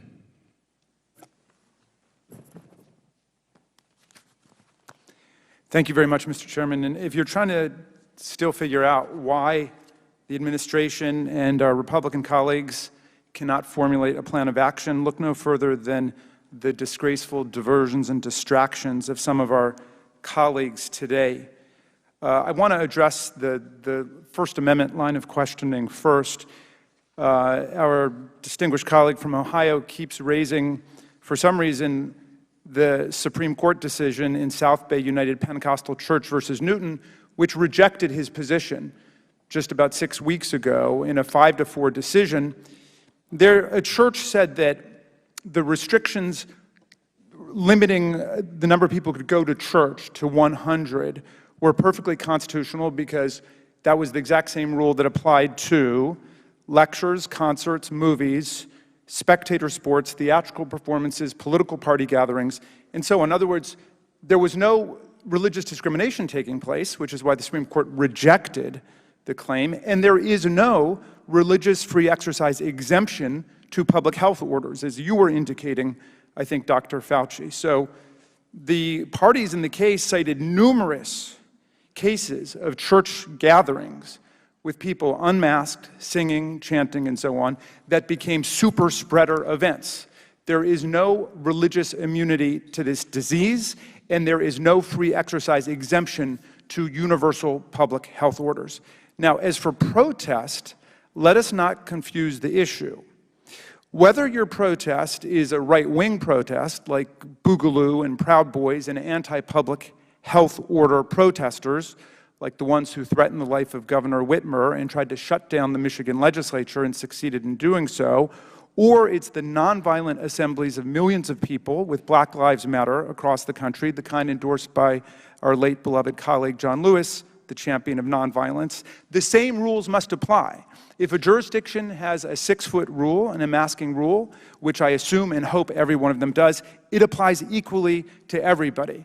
And the preliminary results suggest, and I know because I've been to a lot of the Black Lives Matter protests, is people are not getting infected there as much because they are observing those rules. Obviously, when you go to an anti-public health order, anti-masking protest, like the kinds that shut down the legislature in Michigan, most people are not wearing masks and are not observing the public health protocols they've come to try to destroy. So if you're really concerned about the protests and people getting sick there, and we should be, then we have to look at the use of tear gas and pepper spray. Everybody saw the secret federal officers who were assembled by Attorney General Barr in Oregon remove the mask of a naval veteran and spray pepper spray right in his face. That's extremely dangerous to remove someone's mask and then to have them sneezing and coughing and so on. So it's the use of those chemical irritants, I think, which is the real danger. But Admiral Giroir, what I wanted to ask you was about the role that Jared Kushner has played in developing the administration's approach to, is he still with us, or is he, oh, he's gone now, okay. Well, Dr. Fauci, let me turn to you then. Are you aware of the role that Jared Kushner has played in developing the administration's approach to diagnostic testing? I have no knowledge of that, Congressman, because I've not been involved in that. It's really been Admiral Giroir being involved in that. Okay. Well, then I'm sorry I missed Mr. Giroir in the second round, but yesterday Vanity Fair reported something astonishing, which is that Jared Kushner recognized that there was no plan, and he formed a secret working group at the White House in March and April to develop a national testing plan, which operated in a, quote, bubble and did not coordinate with other experts at HHS. And they actually came up with a very detailed and potentially effective national testing plan. One person involved said it wasn't rocket science, but it was a real plan in which the government would coordinate the distribution of test kits in an aggressive program of contact tracing across the country. But the White House reportedly dropped the plan, according to this article, how Jared Kushner's secret testing plan went poof into thin air. okay?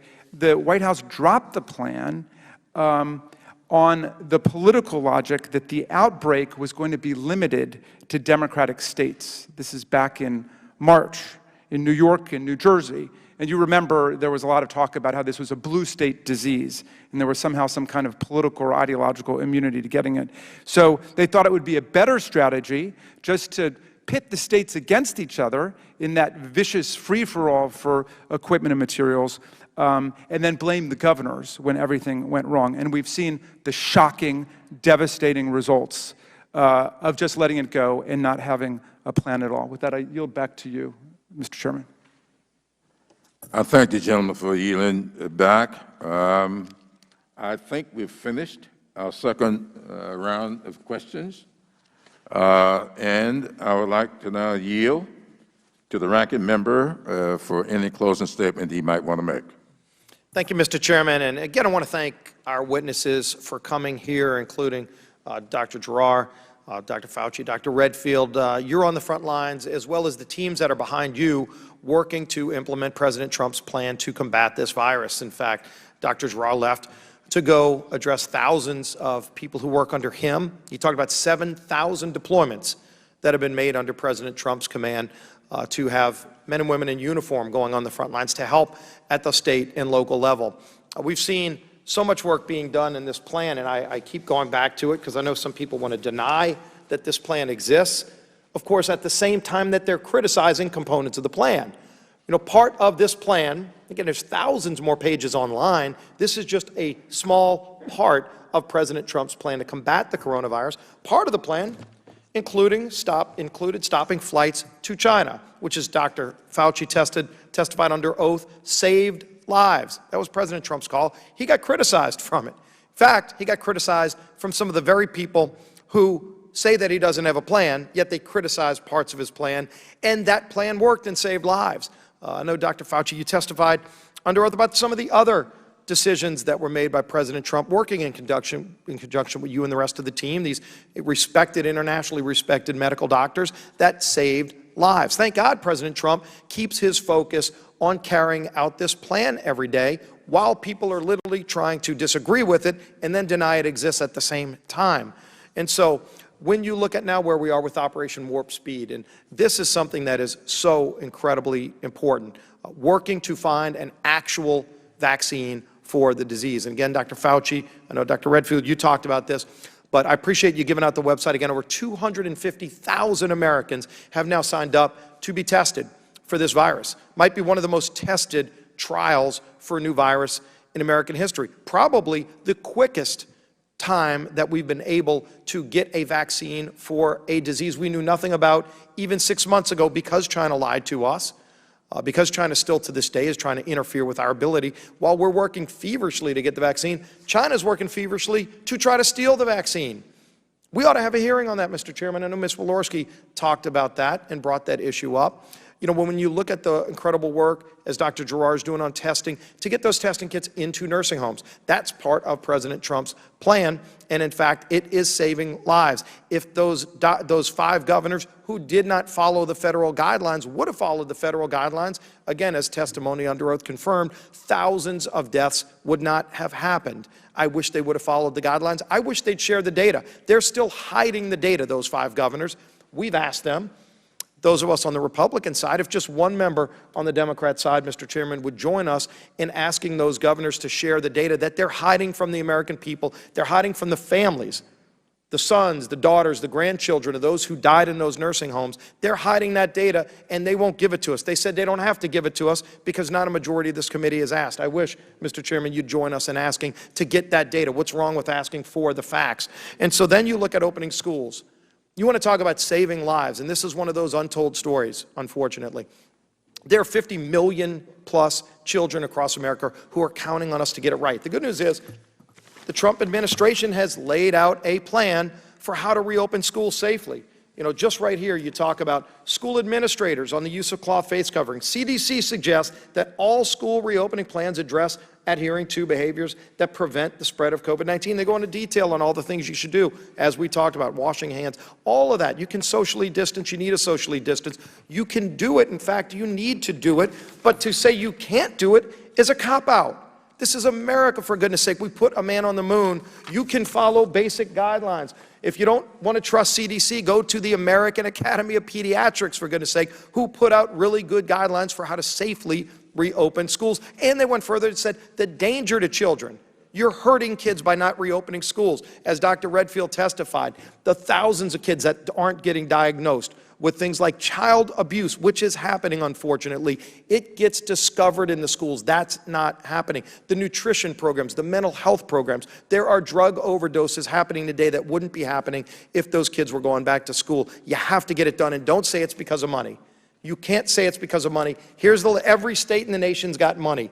We put over $150 billion out there. Do you know that, based on this list, about $100 billion of money we in Congress appropriated, President Trump signed into law, about $100 billion still available in every state, and this money, without changing law, can be used to provide all of those supplies that the experts said you need to reopen your school safely. It's all there for you. If you run out, give us a call, but the money is there. Don't use that as an excuse. We all owe it to the kids. If there's never been a better time to make the argument for school choice, for goodness sake, you've got some of these unions that are saying they don't want to go back to school. And as Mr. Jordan pointed out, they're encouraging people to go to a protest where you're not socially distanced, but they say you shouldn't be able to safely reopen the school, but they want to take the money. How about if there's another school system that's willing to safely educate your child? Shouldn't the parent be able to do that?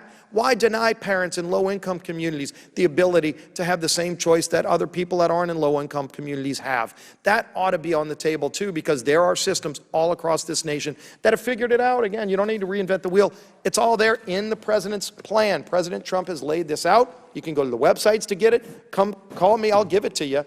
But it's there. If you don't like it, you put a better plan on the table. Of course, they haven't done that. But in the meantime, don't deny those children the opportunity to seek the American dream that everybody else has deserved over the history of our country. And that's what will happen if they don't follow those safety guidelines and safely reopen the schools. So with that, Mr. Chairman, I again thank the witnesses, appreciate the work you're doing. Wish we could follow up on some of the other issues like Mr. Jordan, police officers that are being attacked right now and being put at risk to coronavirus. We had a hearing in this committee on our frontline healthcare workers, and it was an important hearing. I'd like to see us have a hearing on those law enforcement officers who are being put at risk by the attacks on them that we're seeing all across the country. And then, of course, China, the role that China has played from the beginning, lying to us, hiding information, now trying to steal our information every step of the way. We ought to have a hearing to hold China accountable too. So appreciate the work you're doing. Please continue to go do that. Tell all the men and women that are sacrificing to help combat this virus, working with President Trump. We thank them on behalf of all Americans who want to see us get beyond this and get back to the things that we used to do. With that, Mr. Chairman, I yield back. I thank the ranking member for his closing statement, for yielding back the time. Let me begin by reminding him that we did have a hearing for essential workers, and if my memory serves, police officers, law enforcement officers were included. They are essential workers. In relation to the attacks we've seen on them, that's a new development since that hearing. Well, I suspect that the protesters that my friend Mr. Jordan seemed to be so preoccupied with have had some state-sponsored attacks made on them, much like those that we remember from a not-too-distant past. But this week, a leaked White House coronavirus task force report indicates that there are 21 states in the so-called red zone. And for some strange reason, the report says that they were communicated with privately, and I'm kind of troubled that the administration would hide this from us. And so I don't know that this is not for question, but I'm going to ask Dr. Redfield if he would respond to us in writing on this, because I would like to know whether or not we can depend upon, going forward, these kinds of reports to be made public rather than be issued to these states privately, because it seems to us that while the White House is maintaining a public statement as it relates to this virus, they have been sending some stuff to states privately. And I would hope that this could come to an end. Now, I would also like to say to my friend who seemed to be so concerned about kids going back to school, Mr. Ranking Member, we all want to see our kids go back to school. I'm the grandfather of 2 school children that I want to see in school, though they are privileged enough to have the internet available to them. Their classmates, many of their classmates don't, and therefore many of their classmates are not going to be allowed to go to the next grade. Those same classmates are going to be subject to losing another year of school. We all want them back in school, but I want to refer, since we are talking about the American Academy of Pediatrics, they have followed us up with us, the American Federation of Teachers, the National Education Association, School Superintendents Association, they all joined together in issuing a statement on July 10th. And to me, here's what is operative. Public health agencies must make recommendations based on evidence, not politics. We should leave it to health experts to tell us when the time is best to open up school buildings and listen to educators and administrators to shape how we do it. I represent a congressional district that is about half and half what we might call rural and urban, though even the urban part of my district will be looked upon as being rural by some of my friends here on this panel from New York and California. So maybe I just do have a rural district. All I want to say is it's different in rural America than it is in urban America.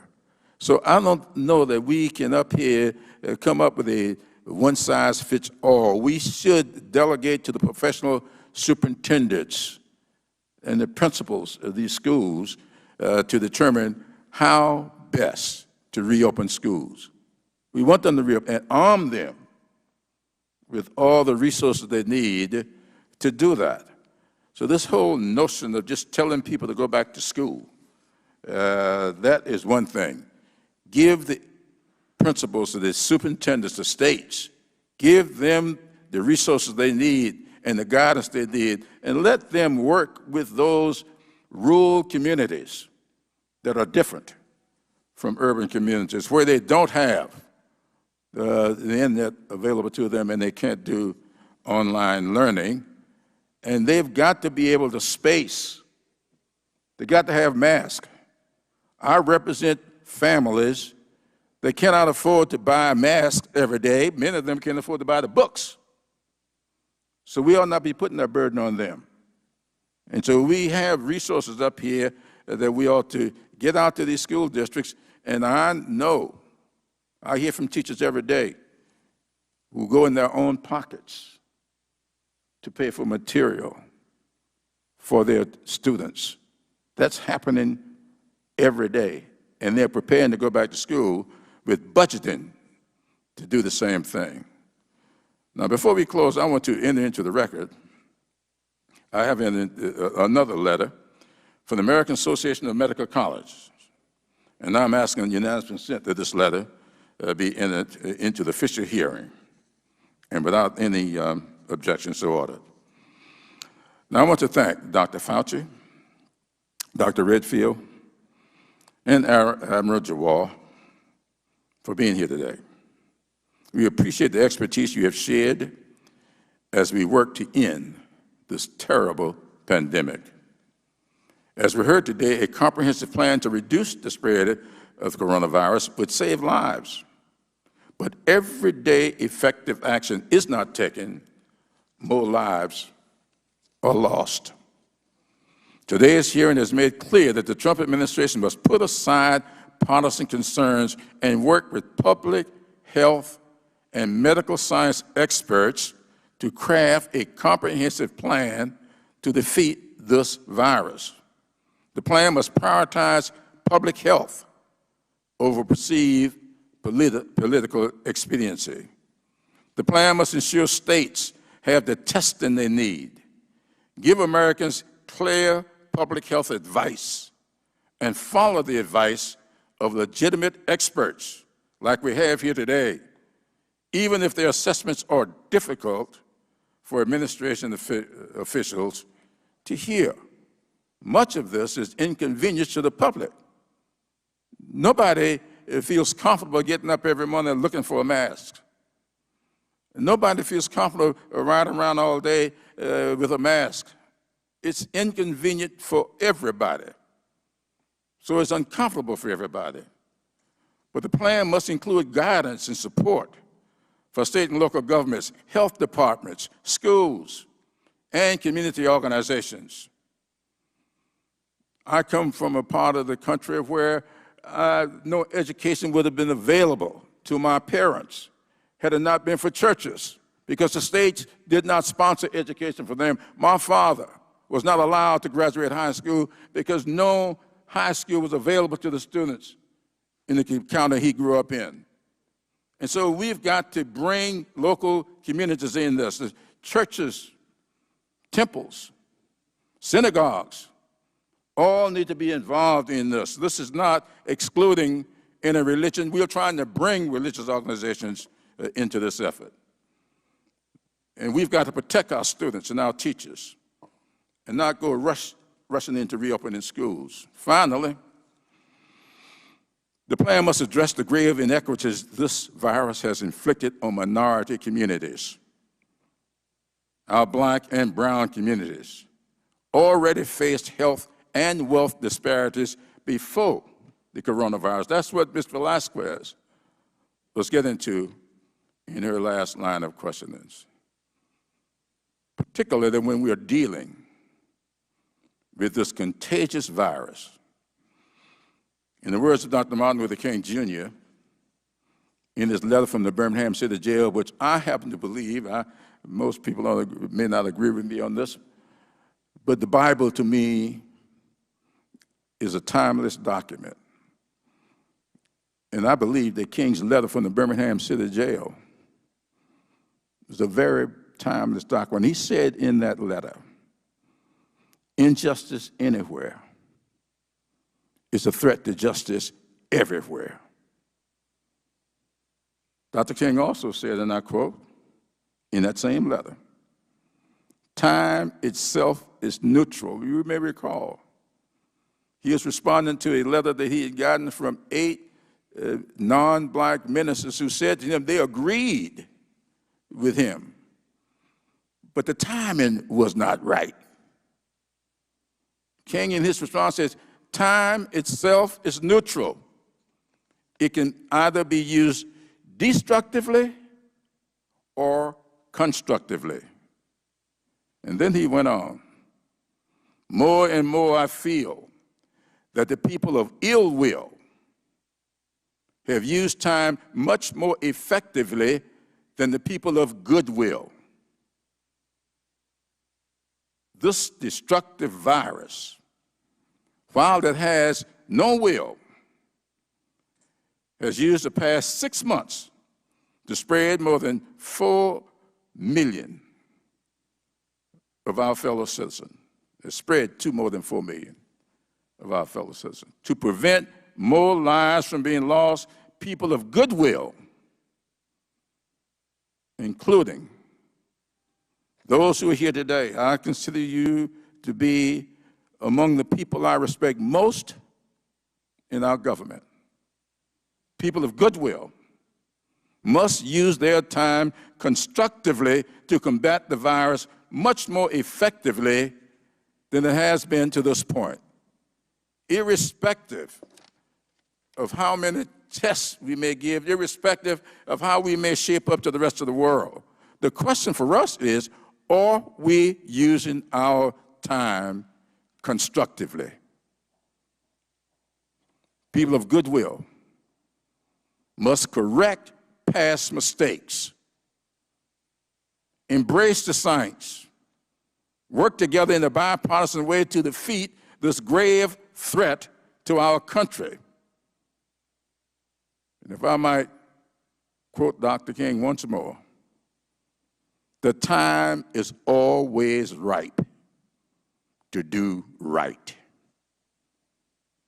Without objection, all members will have 5 legislative days within which to submit additional written questions for the witnesses to the chair, which will be forwarded to the witnesses for their response.